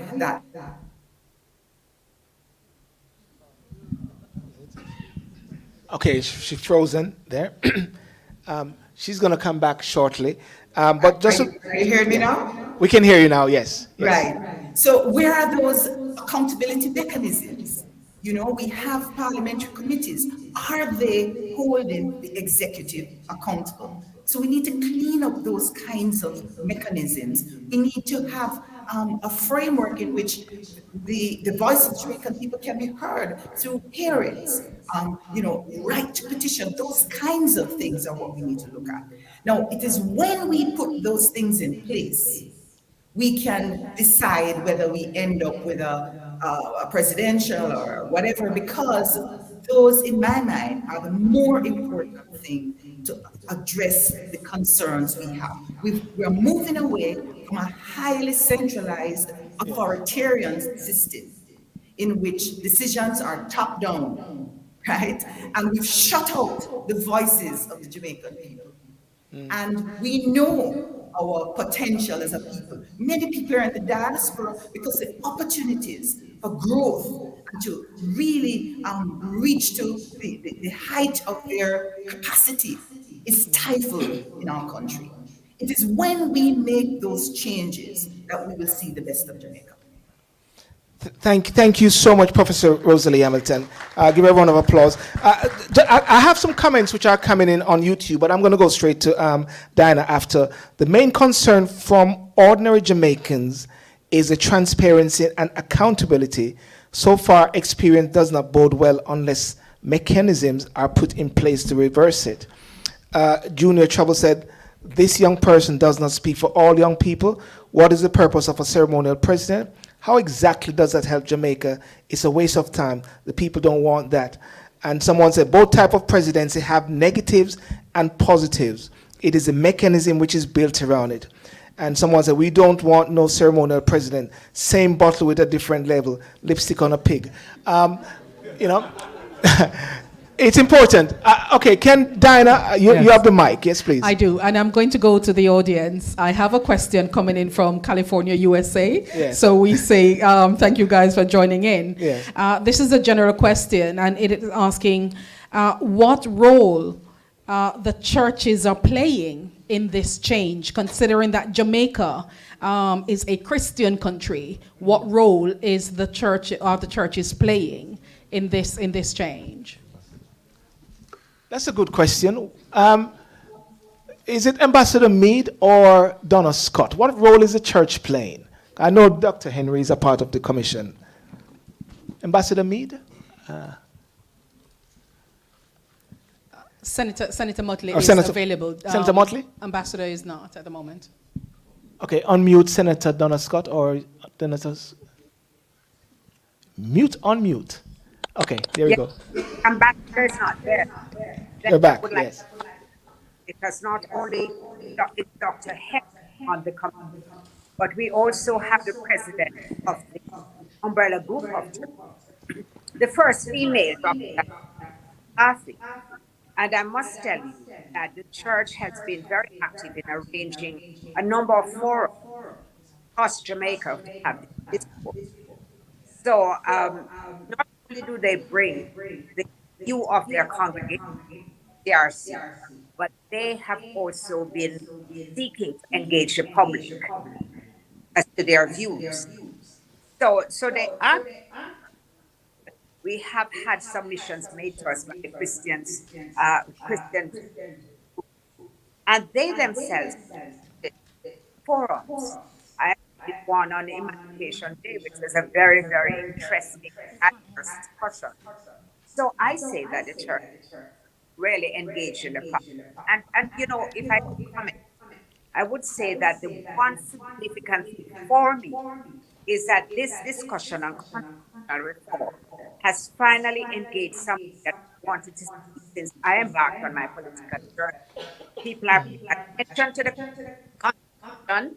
They are talking about governance that they would like to change about how our political processes work. And I think that is a very good thing. Thank you very much. Thank you very much. And there's some comments which are coming up.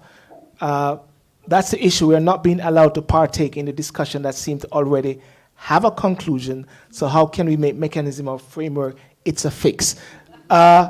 Next question, Diane? Can I comment? Yes, please. A comment, yes.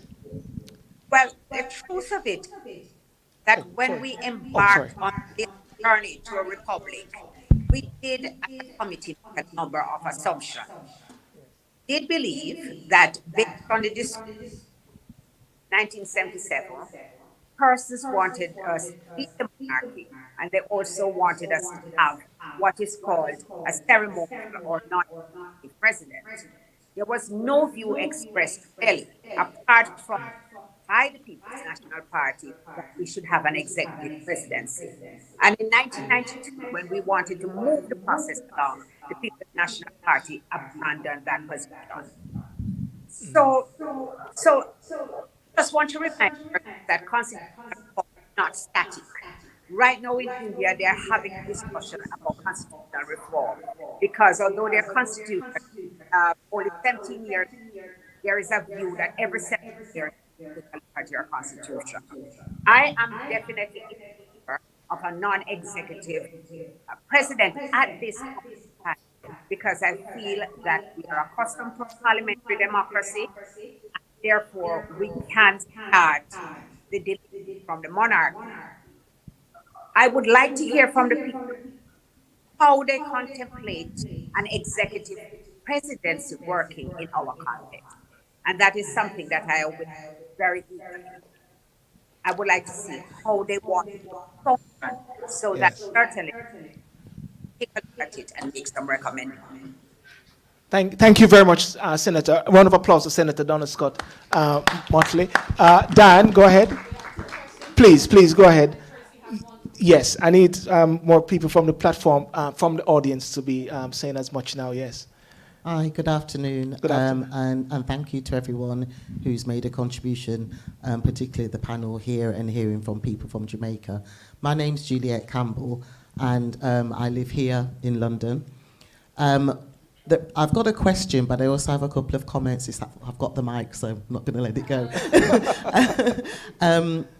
One of the questions was around the constitutional reform, that we keep on hearing that language. And what I wanted to be clear about is, what does the current constitution allow for something like a referendum in terms of timing? And I know that the gentleman there in the green is the person to ask. The other thing I wanted to also comment on was somebody talking about the referendum that we had with Brexit, and what we learned from that referendum we really ought to put into practice.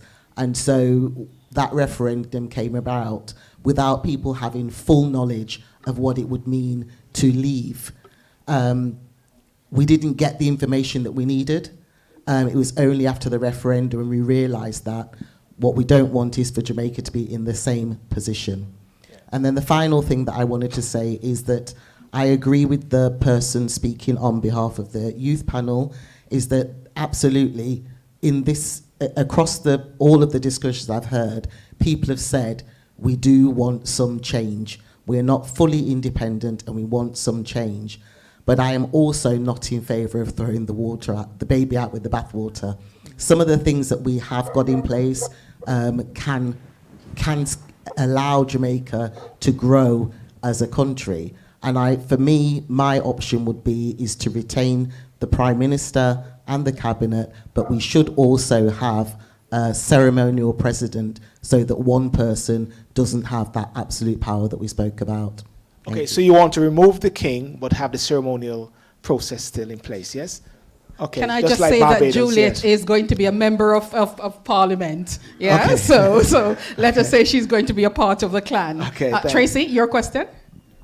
Okay, so someone sending a question. Apart from the mental aspect, how is the current constitutional arrangement preventing Jamaica's economic growth? And also, in terms of education, for what extent is Jamaican government not in control of the curriculum? The curriculum, you said? Yes. Okay. And this... The economic question. Yes. Someone... Yes. Greetings. My name's Miss Greenwich, and I just want to thank the listening audience in Zoomland for their contribution. I wholeheartedly would expect Jamaica, as the comments are showing, to be a fully fledged republic.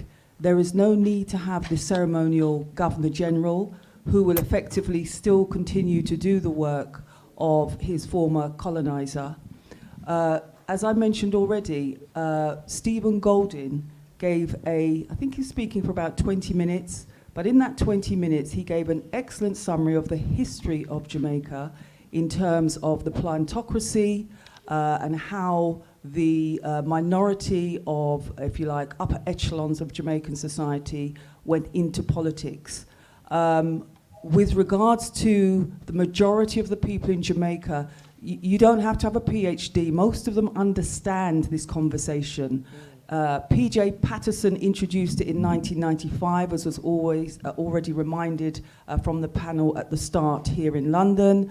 And I think for the majority of the people, they understand that the psychological, cultural, spiritual implications of having a white king who has a bloody history, particularly in regards to the European transatlantic slave trade, is not the best role model for our young people now or into the future. And in terms of this issue around corruption, the possibility of corruption, well, there is a solution to that.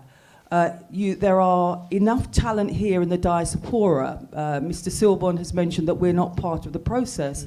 Well, in order to be part of the process, perhaps those that do have the PhDs, those that do have those kind of skills could form a body that could act in the role of the Privy Council once that is abolished when Jamaica becomes a fully fledged republic.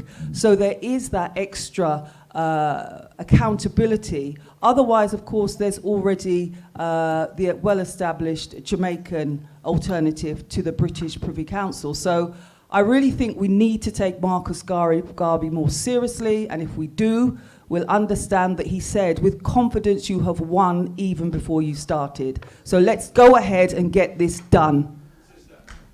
Thank you. Thank you.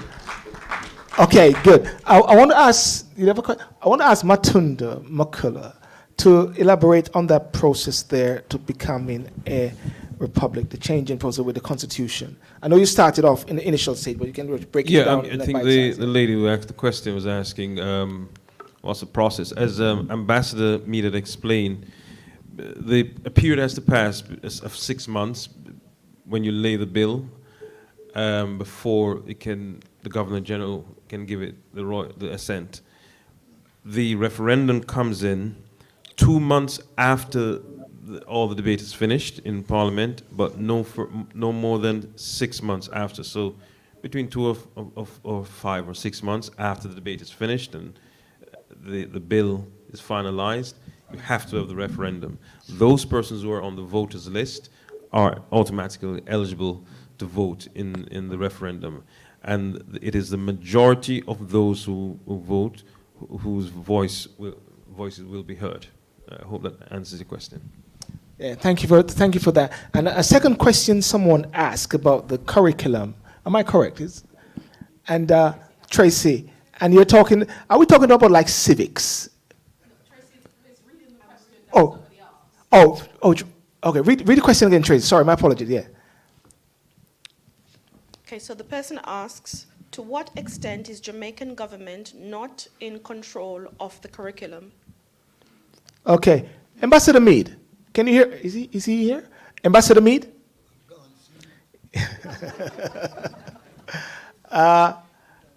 Let me go to Professor Rosalie Hamilton.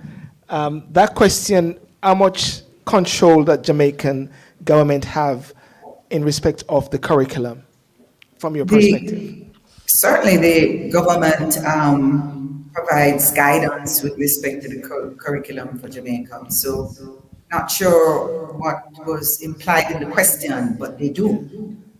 Okay. Well, we're only stuck by a paper there. We cannot break it down much further. Am I correct, Tracy? Sorry. Yeah. Can I just say that Please. what that implied to me is it's like when you're being led to the water, you're not drinking. What has hindered you? So what has hindered the Jamaican government to properly include civics and include the education that we're talking about in the curriculum? All right, so that's a very complex question. I'm gonna. Is that digital outflow, Professor Rosalie? Why are you guys laughing? The extent to which the current arrangement limits our capacity, our economic capacity to grow. I want to make 3 points quickly. The first is that when we talk about constitutional change, we're talking about a governance arrangement. Sets the frame. The cost of corruption in Jamaica is about $100 billion, Jamaican dollars, annually. And that's the estimate from international organizations. And a lot of that has to do with the governance arrangement and the incapacity to curb corruption that takes place at the highest levels in our country. Now, when we think about it that way, that's a big problem. And I'll give you some recent examples. Just this week, we heard that in 2010, we spent $1.4 billion on a stadium. There's been no effective oversight. And today, it's costing taxpayers 10 million Jamaican dollars a month in maintenance. And it's barely earning perhaps $2 million. So we're making these bad decisions, some of it involved in corruption, which is our estimate based on the reports that we get from these oversight agencies. And the US and other countries have said we've not done enough to prosecute corruption. So we need a different set of governance arrangements. This is why oversight matters, right? And holding people accountable, getting these reports to Parliament that ferret out the problems that we see. And we need some decisions because they don't go to Parliament, we don't hear who is going to be held accountable for what. Jamaicans are right now asking this question with respect to that stadium that we were told is costing us 10 million. Who will be held accountable? So that's one point. The second point is this. We have sustained an economy that is barely yielding the average GDP per capita, the standard of living of about 5,000 Jamaican US dollars a year. The world average is about 13,000 US dollars a year. We're way below. So why is it that we're underperforming? All of us here who are Jamaicans understand that we have the greatest creative potential in the world. I'm not biased, right? We have the greatest creative potential in the world. And yet, we're barely making enough for most of our people to survive. And I suggest that if you lock out the voices of our people, if we do not give them mechanisms where that creativity can inform economic decisions, then we will underperform. So we're underutilizing the creative capacity of our people. To compete and to make our way in a global economy, we absolutely need to create new industries, let alone new goods and services. That's where we are, and we can do it, but we need a different governance arrangement. And so my last point is this, that it is these mechanisms that we have to put in place to make our voices heard. And the Jamaican people must wake up and recognize that it is your voice that matters. It is when you say, we need a change. And when we begin to really take charge of our country, deepen our democracy, build on the strengths that we have, it is correct to say that we have benefits from the past. We are one of the countries in the world that ranks very high with respect to freedom of speech. So I'm saying very critical things, but I'm still around. People fear for my life, but I respect the fact that we live in a democracy where I can speak freely. So we have to build on that. And it is when we do that, I think Jamaica will transform itself. And I think we start by laying that legal foundation. The Constitution is the most important set of laws that we have. And we build from there, create different legal arrangements, put new institutions in place, and then we will begin to see that standard of living rising.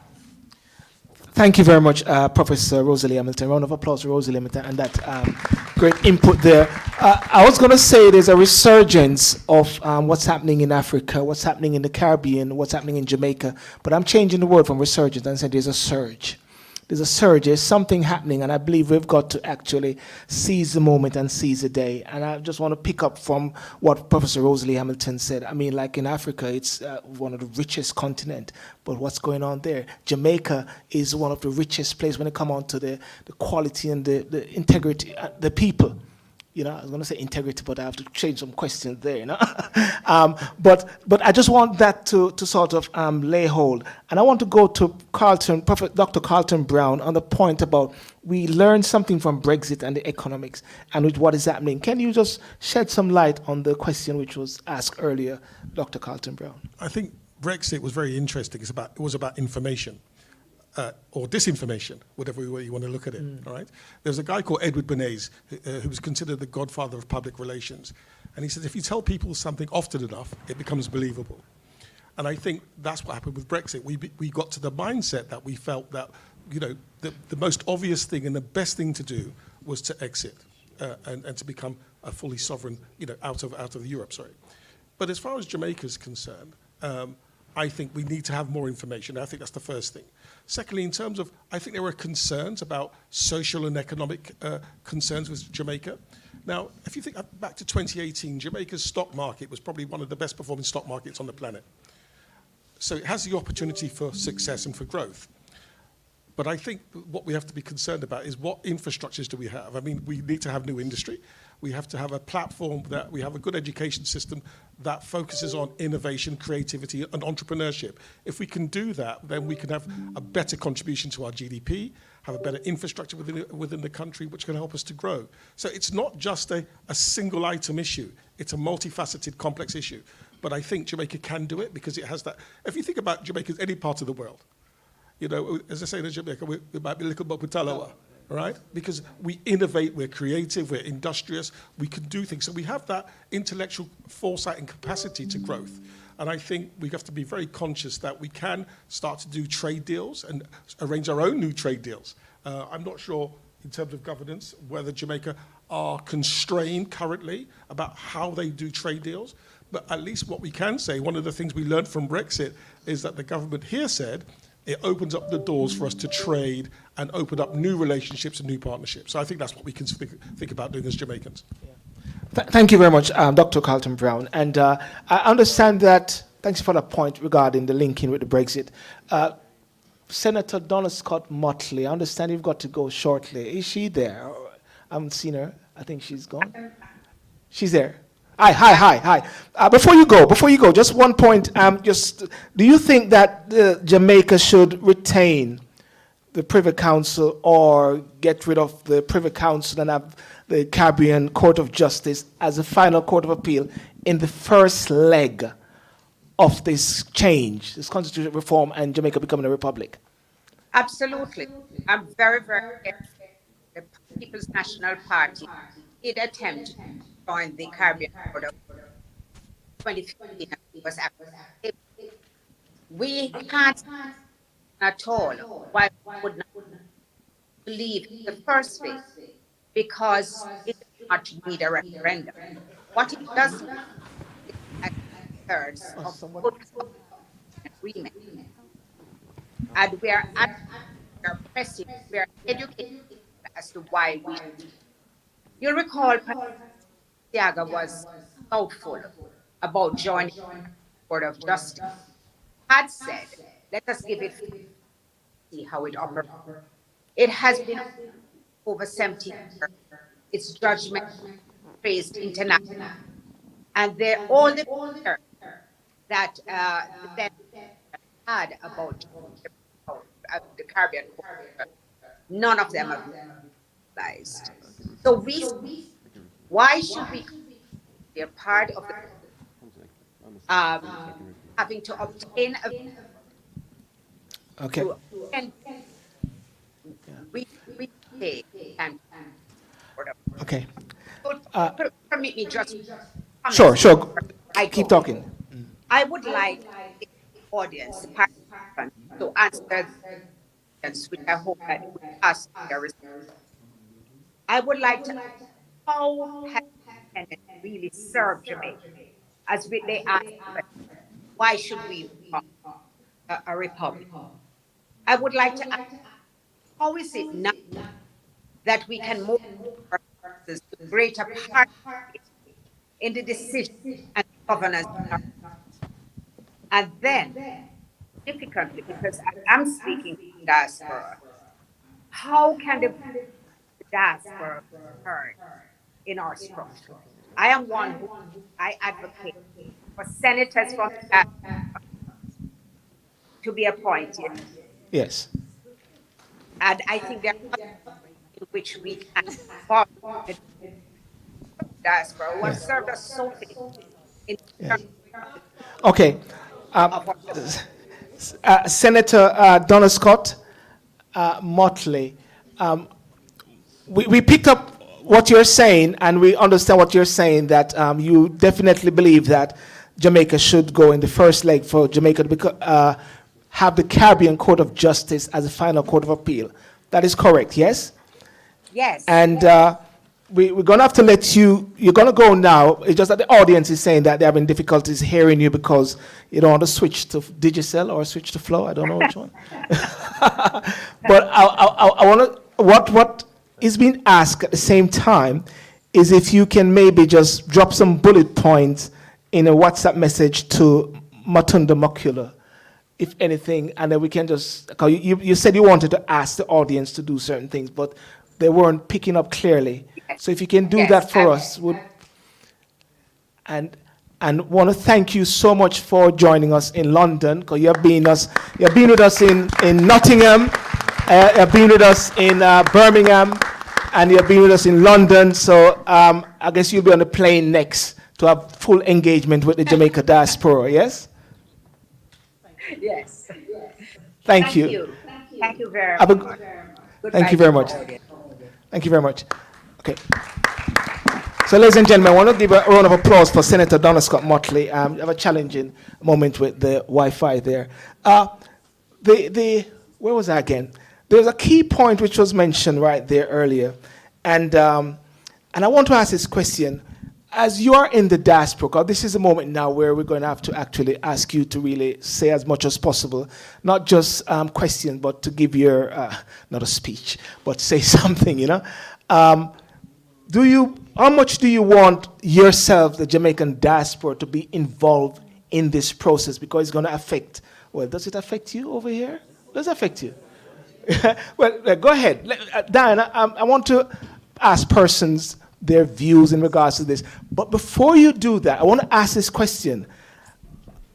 Put your hands up who want Jamaica to become a republic or to remove the king as the head of state. Okay, I'm going to ask you. Who want the king to be removed as a head of state? Of all the persons here. Okay? Who want the King of England to remain as the head of state? Okay, so some people are undecided because not every hand went up. But of course, nobody wants a king to be retained as a head of state. Next question is, just to get an idea, who want Jamaica to have a ceremonial president? Who want Jamaica to have a ceremonial president, which is somewhat similar to the present Governor General, someone like Barbados? Okay, that's a few hands there of person there. That's just an indication. Now, who want Jamaica to have an executive president where they're elected by the people of Jamaica? The power is invested in that president. Okay. So, Silburn, I think you're speaking English, and I think that is the problem. No. Hang on. Are you sure? Yeah. Do we all understand those questions? Yeah. Yeah, they understand, but is that some people are undecided? Yeah. So because I'm Jamaican authentic, yeah. Now, which one I know really want, yeah? When we say ceremonial president, we're talking about somebody where the prime minister appoint. That's a ceremonial. So how many of us want that? Okay, so the executive one, we elect him. Who want that? Okay, so now understand me now.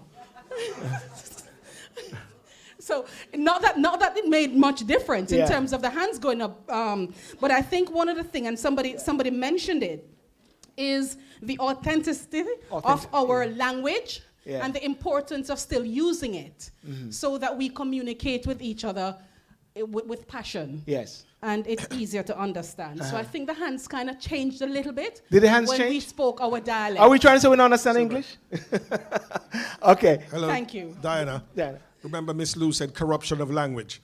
Don't forget, I think, Silver, just one quick question. Yes, one question here is, the GDP contribution to Jamaica, 16% of the GDP of Jamaica comes from the diaspora, which means globally that 16% of the revenues generated comes from us. So we should have an inclusive role in what stakeholders say in Jamaica and the Constitution. I think that's really important to recognize that. Okay. So note that, Professor Rosalie Hamilton, note that Ambassador Meade, note that that people are saying that the diaspora needs to have a role and have a say. I want to hear people around the room here. How many mics are here? Okay, first person? Anyone? Just go for it, yeah. Thank you. Thank you, Zon. All right, hi, everyone. My name is Matthew. I'm here with some of my family here, my cousin and my uncle, actually. My uncle was born in Jamaica. Auntie Breda, Uncle Donna.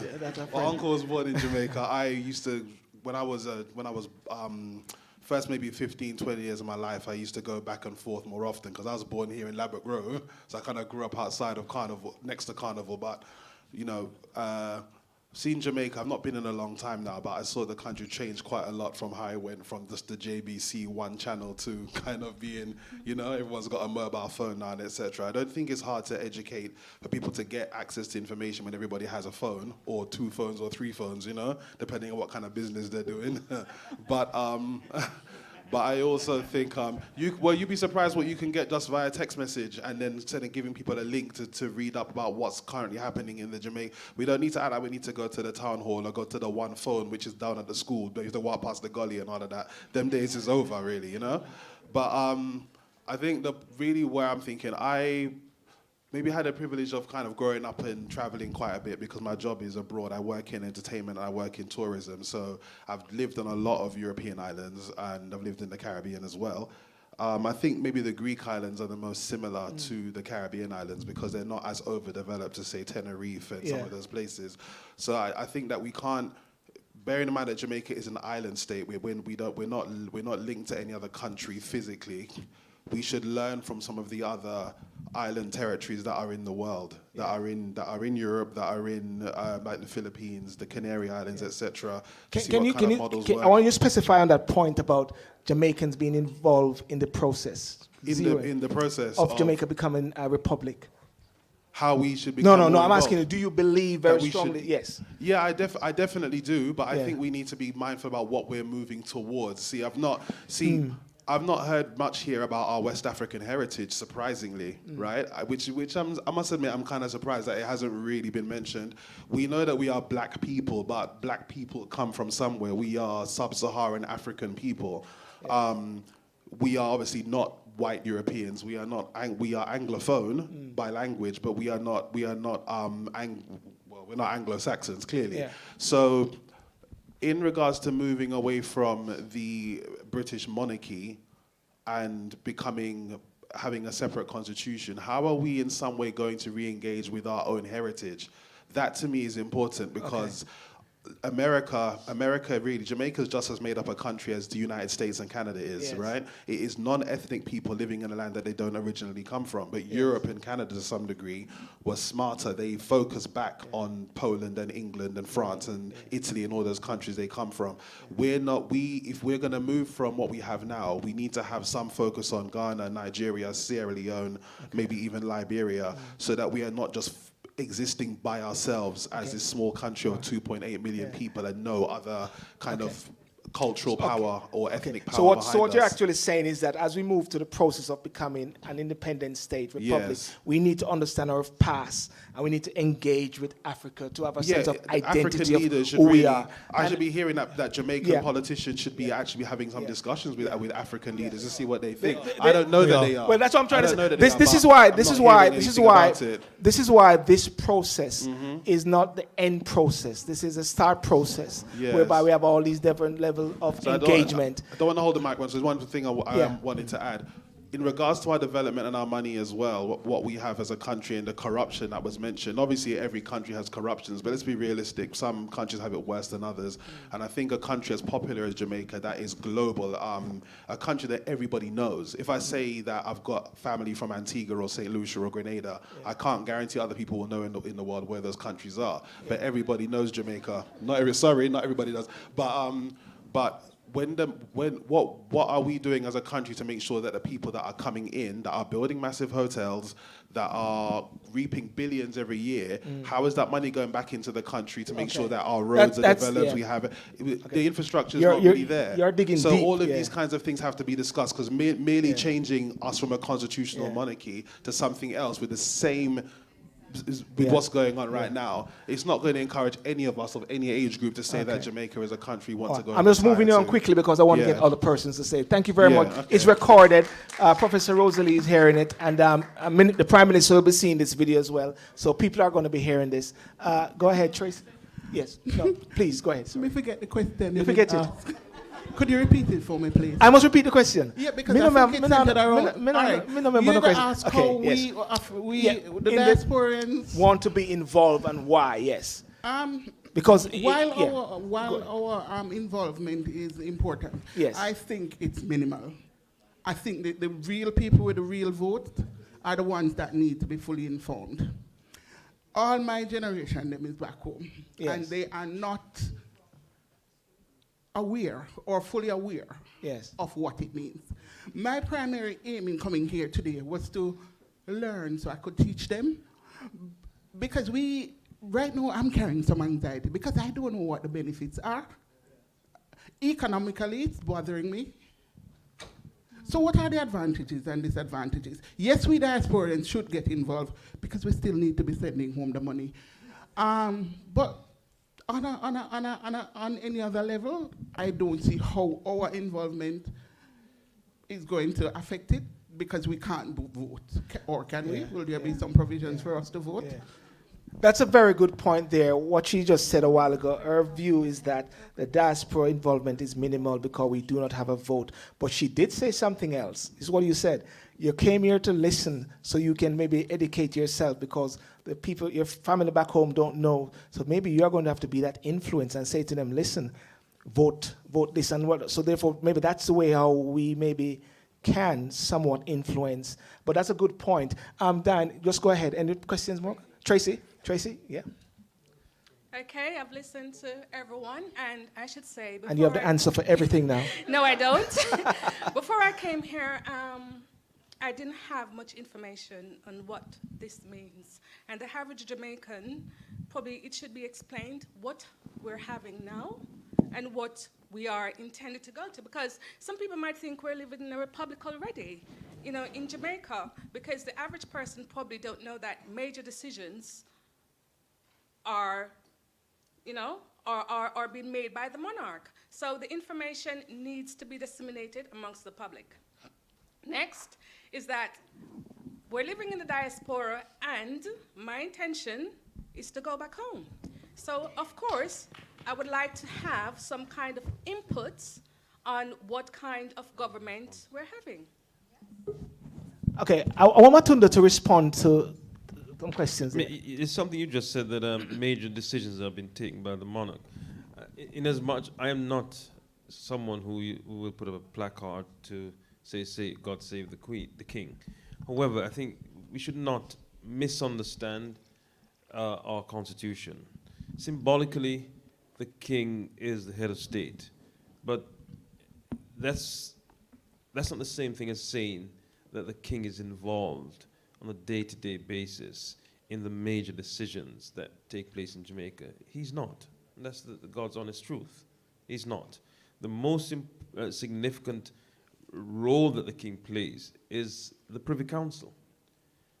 It's a Privy Council because when you read each decision of the Privy Council, it ends by saying, the judges say, we will humbly advise His Majesty to do X, Y, Z. But on a day-to-day basis, the King's representative, the Governor General, is not as involved in the day-to-day decision-making in Jamaica. Doesn't mean that the Governor General does not make important decisions on the advice of the Prime Minister or in consultation with the Prime Minister. But I think we ought not to mislead ourselves in thinking that somehow someone is sitting in Buckingham Palace pulling some strings down in Jamaica on the day-to-day decisions. It doesn't happen. That's the truth. And can I just say something? Can I just say something about what Matunda said? And that is the misconception that we have in Jamaica. Half of the population don't know that the king doesn't make major decisions, and the other half that know, they are in the upper echelons where they're catered to and where they have everything done for them. So the average person in Jamaica, when they're thinking from a point of emotion. Oh, they don't do anything for me. Oh, I'm not benefiting anything from this. When in truth and in fact, it's the lack of knowledge and the lack of transparency, let's say, where it's not filtered down. It stays at the top. It doesn't filter down to the average Jamaican. So what is going to be put in place for us then, if we're saying we want to move away from this, and the education of this matter isn't filtered down, then we're fighting a losing battle? I mean, it goes back to, thank you, it goes back to what the Integrity NIA, a advocacy group in Jamaica, and I suspect the group from which Dr. Rosalie Hamilton also, that she represents also, they've been making the point that the quality of the education on this issue is too poor.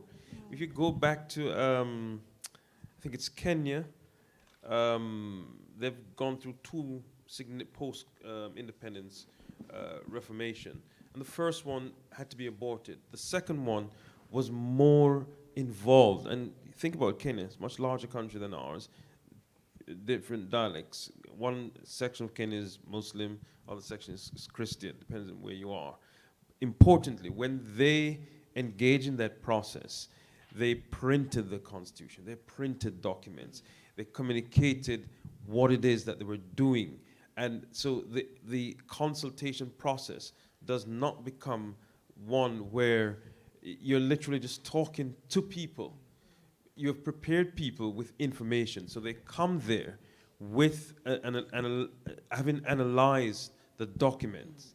And I'm afraid significantly that when people say the sort of utter rubbish about civil society bullying them, if civil society is saying, listen, this process will be undermined if you don't improve the quality of the education, then you should listen to it. And I was quite, I don't need to mince my word. Dr. Nadine Spence was talking nonsense, total rubbish.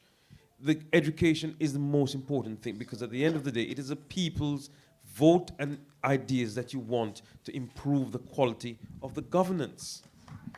Thank you for that, Matunda. Very good. And Dr. Nadine Spence is a part of the commission that Matunda. There's a hand which is up. Okay, please go ahead, please. Good afternoon to everybody. To tell you the truth, I am close with Diane, and I'm aware of what she's doing, and I am very skeptical.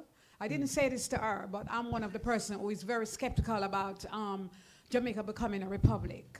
Because I go to Jamaica every year because I'm a charity. I build IT suites in school in Jamaica. But when you go out there, you don't hear no Jamaicans out there. I have no acknowledgement about we here in the diaspora talking about Jamaica becoming a republic. And I'm very impressed with this meeting at the moment. And I think this is a good start. If you can get regular meetings and get people to support, especially the Caribbean companies, to support that this meeting can get bigger. I think that's when Jamaicans in Jamaica is going to acknowledge it. But at the moment, they don't know anything about this. You know what I mean? And the young man what was talking about business, the Ghanaians in Jamaica have taxi services, building properties, so also the Nigerians. So there's a lot of African business going on in Jamaica, going over there and investing. We even have an airport now where you can fly from Ghana straight to Jamaica. So the Jamaica government is very strong involved with the African leaders then. And there is a lot of people who is going out from Africa and is investing in Jamaica. Thank you very much for that, Angela. And somebody had asked, thank you, applause. Somebody had said something I saw on the monitor saying, if you're doing something about Africa, why Africans not involved? And I'm saying, we're all Africans.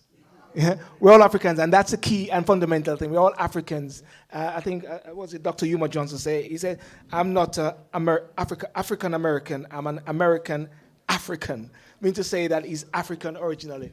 Next question, please. There are more questions, but and I must. You're going to have to wrap up soon as well. I must tell everyone we have 15 minutes. Okay, there we go. I would love for those who have not asked any questions as yet to get in to ask their questions. I have a gentleman here, and then I have another gentleman up my right here. Tracy, you have anybody on your side? So shall I do this? And just to say as well, we're going to have to make sure we let Ambassador Maid and Rosalie Hamilton complete. Give a final say. Give a final. So shall I just get these folks to ask questions, and then the panel can pick the questions and just answer those. So I will just do 3 straight away. Sure, okay? Go ahead, please. Good evening and thanks to everyone. Good evening. I'm so glad I'm here today because I'm learning stuff I didn't know. I'm one of those persons who says get rid of the monarchy, but there are implications of doing that. And this is one of the meetings that is, giving me some sort of education about what the implications could be. I'm particularly concerned about the cost benefits of. I'm also concerned about if we don't have a if we have an executive president. In the light of what is going on in Jamaica now, where power is concentrated in the hands of, let's say, the Prime Minister, because that's the reality. Say it as it is. Yeah, me a chew me can. Power is concerned, and we know people are, there's been commissions set up, like the Integrity Commission, and that report that's gone in has been ignored. There are things that Prime Minister have to observe, like declaring your income. And he's totally, I think the opposition leader has declared, so when if we have an executive who can just run roughshod over whatever people want. Yesterday, in this week's cleaner, Michael Phillips, the MP who is, I think, the chair of the PAAA commission, he said he might as well abolish it. Can't nobody now take no notice. No, that's the Prime Minister's wife who said that. No, if I'm not mistaken. Michael Phillips said that too. Okay. I won't go on. Yeah. Okay, go on. Can I get you to just ask your questions? I need you to be direct. I'm going to go to this gentleman, then come to you. Tracy, then your lady. Just ask your questions. You literally have 45 seconds, if that much. Good, man. So just in relation to my sister brother that talked about the education, I think that with the education and trying to make all the people understand in Jamaica what's happening, the majority of the poor people in Jamaica, they don't really care about all this, what you're doing, because they have the mindset that all of them are united together. And they've got the Garveyite spirit in their DNA, that they make up their mind say, me not care what I'm not doing, nothing can stop me, and them are going. Thank you. Thank you for that, sir.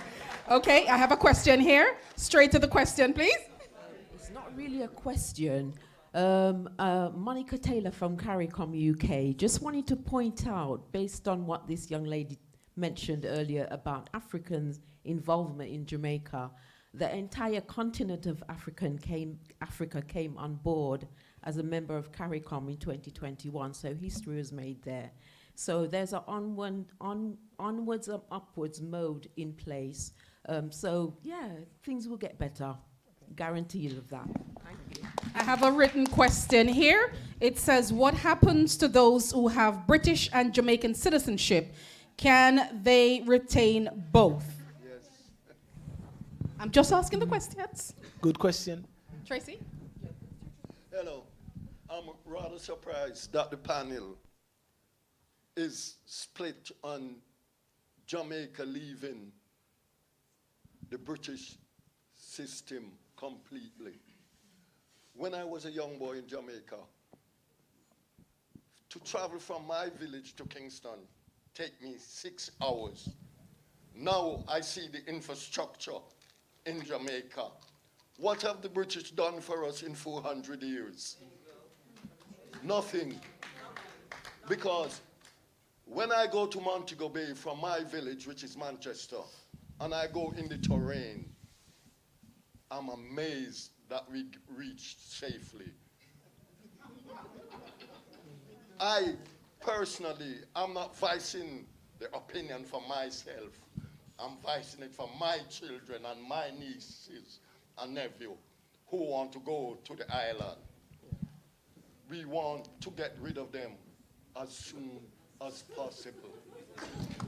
Thank you very much. Silburn, just one quick question. Okay. Silburn, please. Just for clarity. Yeah. There's everyone on the panel here is absolutely supporting going to a republic.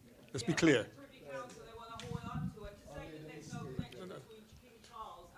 So whether we hold on. So one second. Sister, 1 second.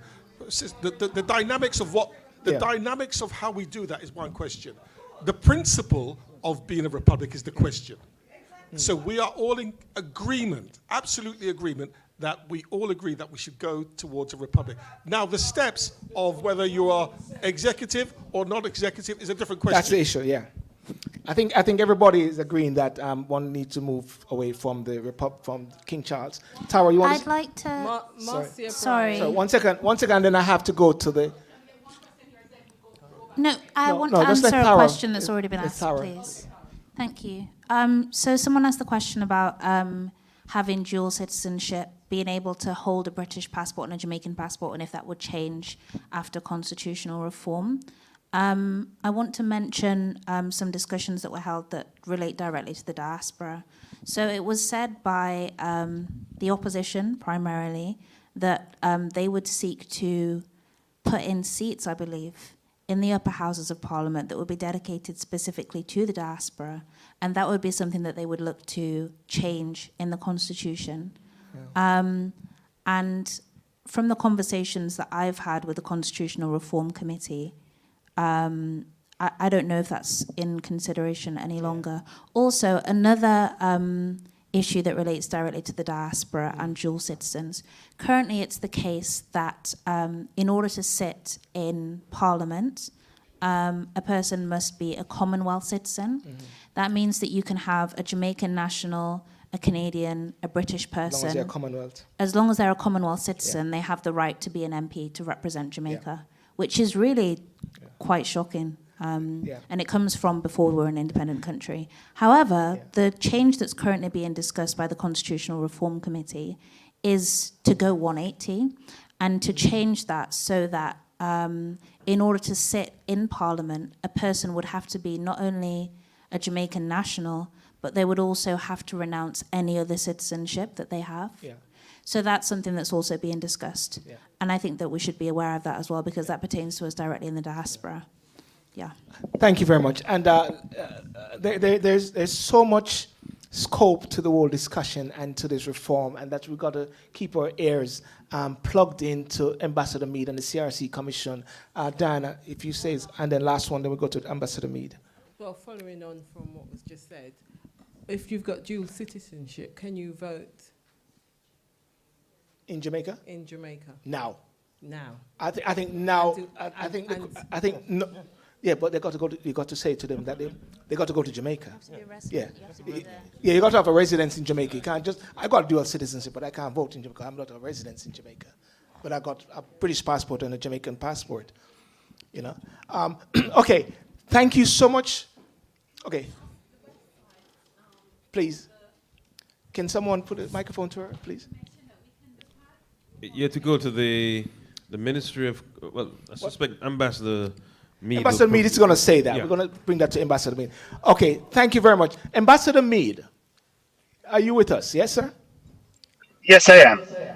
Okay, I want you yourself and Professor Rosalie Hamilton will be closing down London, but you have seen and you have heard the discussions and you have heard the views of Jamaicans in the diaspora in London and wanting to be a part of the process. And what is your last word, sir, to the group? And also... The most important word... Sorry. Yeah, go ahead, sir. Go ahead, sir. The most important word is to thank you all for organizing this very significant engagement.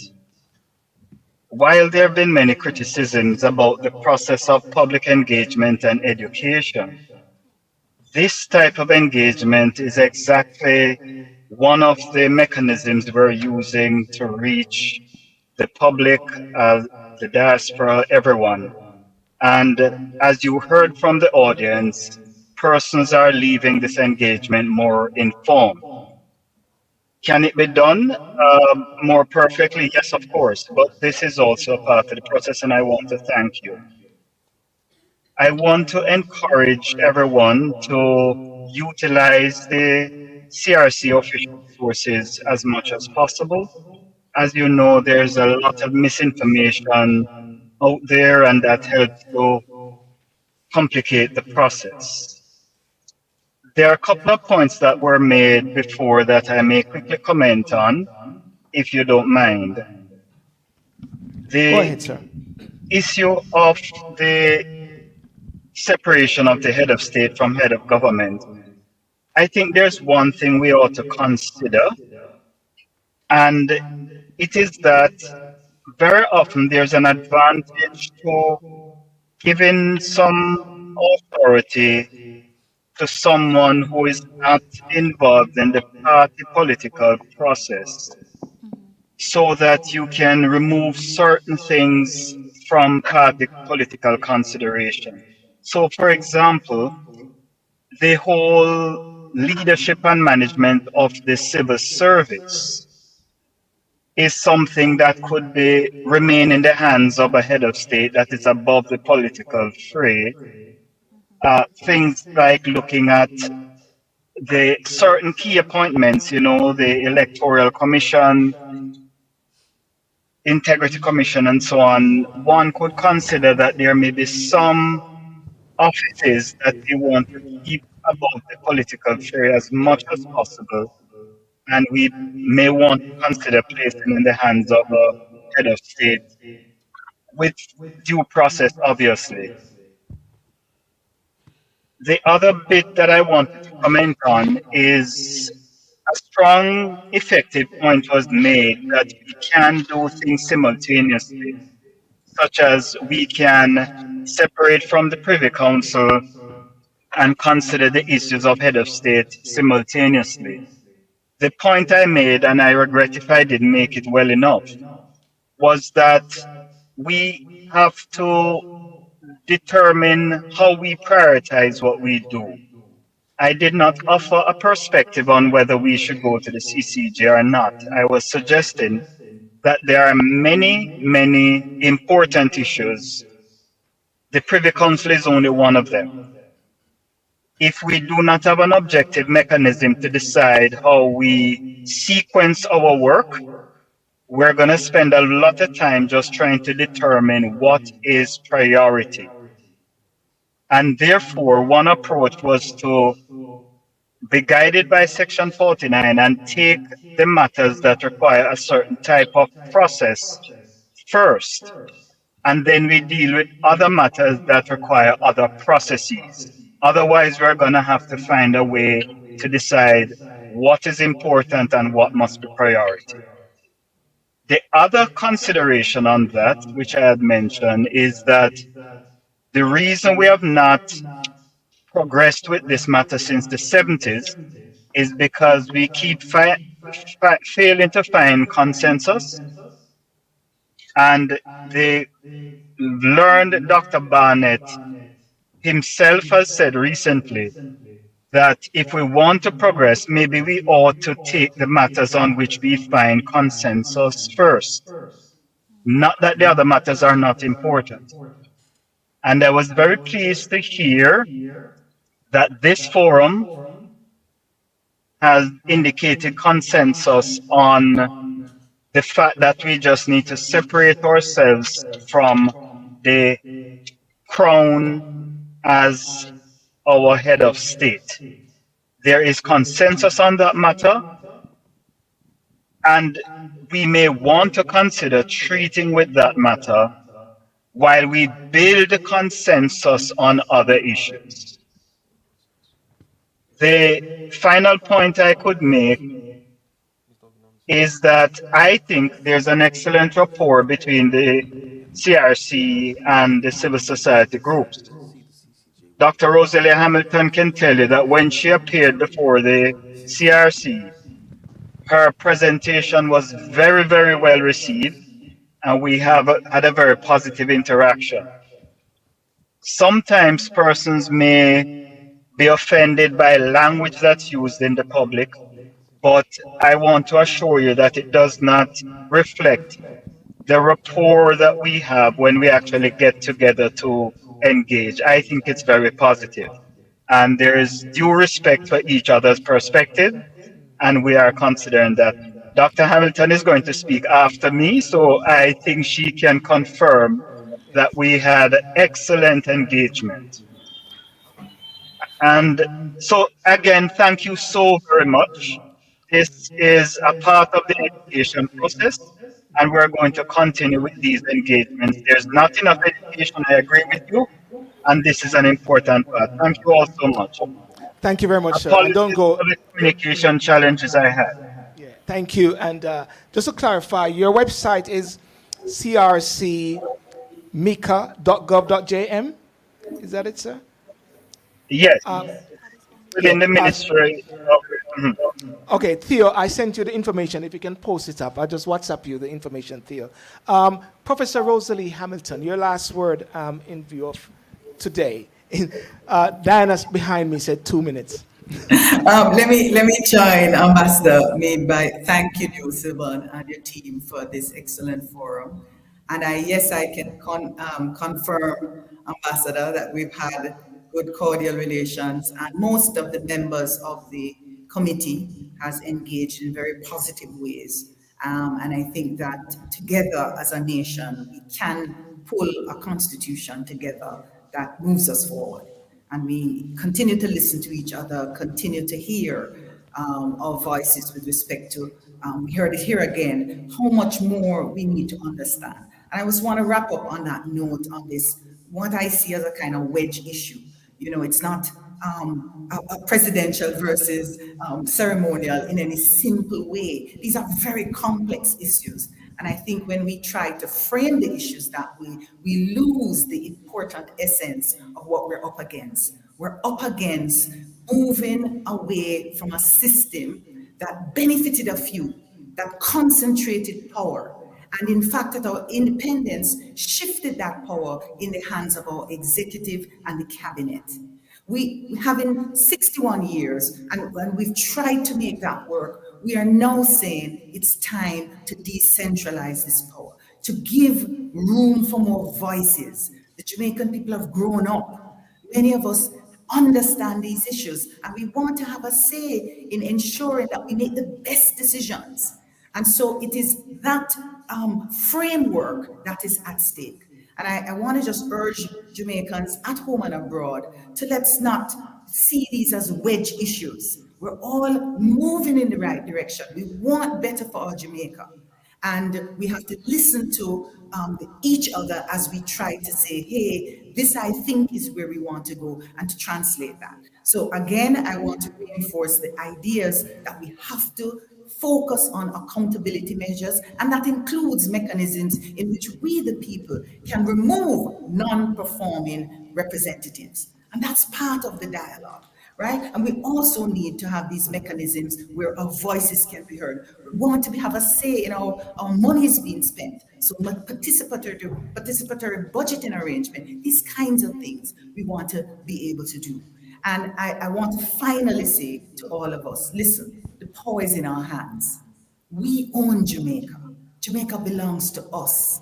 And it is when we understand that and we have the confidence to act in a way that demonstrates that we're the owners and we hold the people we elect accountable, it is then that I think we'll transform Jamaica. So my last words are that the power of the people of Jamaica at home and abroad is greater than the people in power. Thank you very much. Thank you very much, Professor Rosalie Hamilton. And ladies and gentlemen, I'll let Diana Mackenzie, Councillor Diana Mackenzie, she's going to come up and she's going to give the vote of thanks and just give a summing up. But I want to say to you that this process has started, and we all have to be a part of this process, and especially regarding engaging with Jamaicans and to speak to your family friends back home to let them know that actually they are the ones that ultimately hold the power by their votes, because we don't actually have a vote over here. So we are here for a purpose as much as possible, and there's so much things that have been talked about, so many questions which have been asked, some of them not answered now. And one of the key things that I just want to say that I find that lots of people asking is, what are the disadvantages and what are the advantages of this? And eventually we're going to break this down with our eminent minds and to break this down for the community as well. So we have to do our part. The Jamaican government is doing their part, civil society is doing our part, but we also have to take it upon ourselves to actually educate each other as Jamaicans and as Africans. Thank you very much. Diana, please.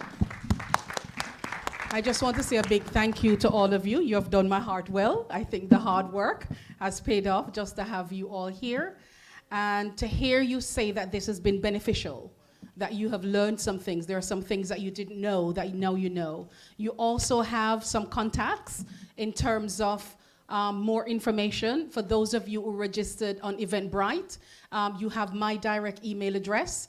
If you send me questions, I will pass them on to Silborn or to Matunda. No, sorry, we'll pass them on to whoever and to get those answers communicated back to you. So thank you, thank you, thank you. Thank you for taking time out of your Saturday. I know that you have other, not do the soup yet? Yes? Saturday soup? So thank you for being here. I really appreciate that. I want to also thank some persons who went into their pockets to make sure that these 3 town hall meetings or these 3 meetings were held. And Pilgrim Church, so I'm starting from Nottingham. You know, we started in Nottingham on the 28th of July. We went to Birmingham on the 12th of August, and we are in London on the 26th. So I just want to say a big thank you. They might hear me via stream, so they know I did not forget them. So you have the Pilgrim Church in Nottingham. You have the ACNA Center, that's ACNA Center. You can Google that. It's a place where Jamaicans, I know in London, I don't know if you have a major gathering place, but in Nottingham for Jamaicans, we have the ACNA Center, and they hosted our very first one, and they also looked after us with cooked food. So I want to say thank you to ACNA.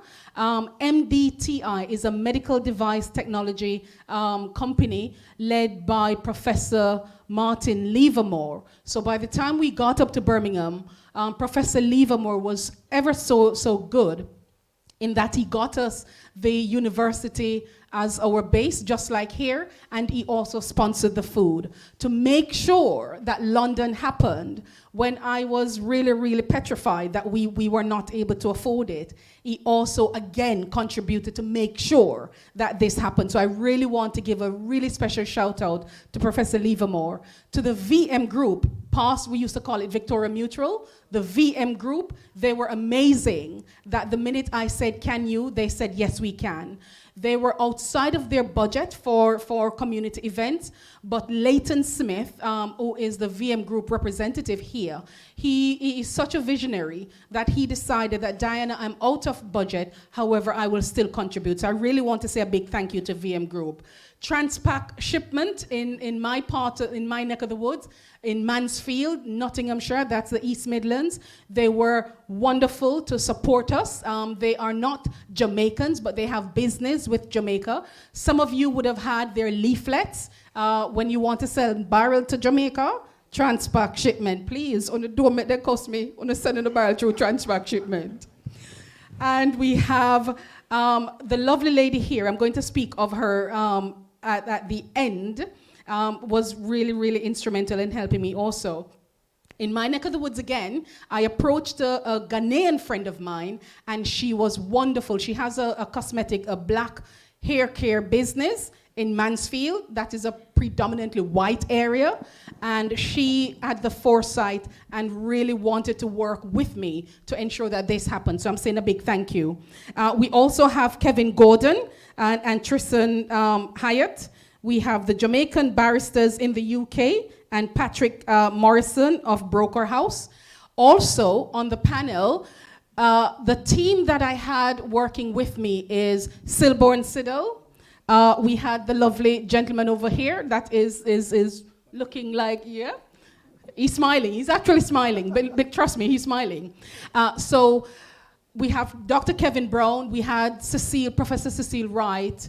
And we have the lovely Tracy. Tracy, thank you so much. Tracy stepped in. Tracy secured this venue for us. She walked in and she said, Diana, this is it. You know, so thank you for doing that. And also, if you had the patty outside, there are some more patties outside. There are some more sandwiches outside. Flaky Crust Bakery also supplied those that they gave us 200 gourmet patties, and that was really wonderful. So thank you for that. I don't know if you have this on your seat. If you have this leaflet, do you have this leaflet? No, I am a community person, and if you cut me, you probably get black, green, and gold, not red, right? So all things Jamaican, I support. There is a hospital in Jamaica, the Princess Margaret Hospital, and it is in dire need of us coming together as Jamaicans and supporting some refurbishment work there. There is a lovely lady here that is sitting at the front. She was the former Lord Mayor of Nottingham and the former Sheriff of Nottingham. Herself was a councillor. Now this is Jamaican. We have to big up our Jamaicans. And I'm ready to, can you stand up for me? So that was no small feat. That was no small feat. And I want to thank her. Not only that, but she also contributed to us being here. The Princess Margaret Hospital is in need of our help and our support. And Merlita has started a charity in order to support that. And this is what these leaflets are about. And I really, really do hope that you can support that along. If you can do a donation, there is information on your leaflet. You can do that. You can email me, you can talk to me, and you can grab her after, because we need to get it sorted. I wanted to show you some photographs of what the hospital looks like. Yeah? And it is just really, we can do better.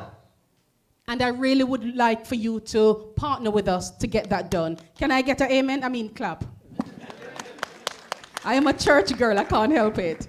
I really want to say to the panel, thank you so much. I appreciate you. I appreciate you that you said yes. And I believe it's not because of me, but because of the topic, and it's important. And it's important that we have this discussion. So to Dr. Carlton Brown, thank you so much. The minute I called, you said yes. He was in transit. I almost made him late for what he was doing, but he said yes. Tara, thank you so much. You represented yourself, and if our young people in Jamaica or you're any indication of what they are, we are so proud of you, and we want to tell you thank you. Thank you, thank you, thank you. Matundo, thank you so much. Mr. Makulu, he not just said yes, but to all the locations that we were at. He drove up from London to Nottingham, he came up to Birmingham, and he is here in London. And I really want to say a big thank you, because he could have done otherwise, and I want to say thank you to that. Silborn, you got the videos, you saw him walking, and I want to say thank you to Silborn, because he was particularly instrumental in ensuring that this is a success. Every morning, most mornings since we started this, he was on the phone with me, and he just kept me accountable, and he was there. Anything I needed, if it was possible, he made sure that it was done. So I really want to say a big thank you to you. And again, thank you all so much to all of you that turned out. I appreciate that. Listen, still have the conversation. Still have the conversations. To the panel that joined us from Jamaica, Ambassador Rocky Mead. Again, it was the lovely Tara, you said no H's in the name, Tara, that actually linked me. And the minute I spoke with him, he said yes. Senator Donna Scott Mutley, she was a yes from the get-go. And Professor Rosalie Hamilton, I just want to tell you a big thank you. Thank you from the bottom of my heart. Thank you, thank you, thank you. This lady, listen, we need to get her over to London, because she was on an excursion with us. She was in London, Nottingham, Birmingham, and she is here in London with us. So I really want to say a very special thank you. Thank you for being the voice that will not be quiet about the excellency of Jamaica and its people, about what we could achieve. So I want to thank you for that. I look forward to meeting you when I come home. I like pea soup.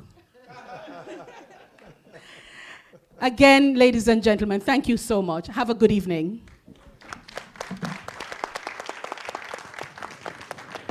Thank you.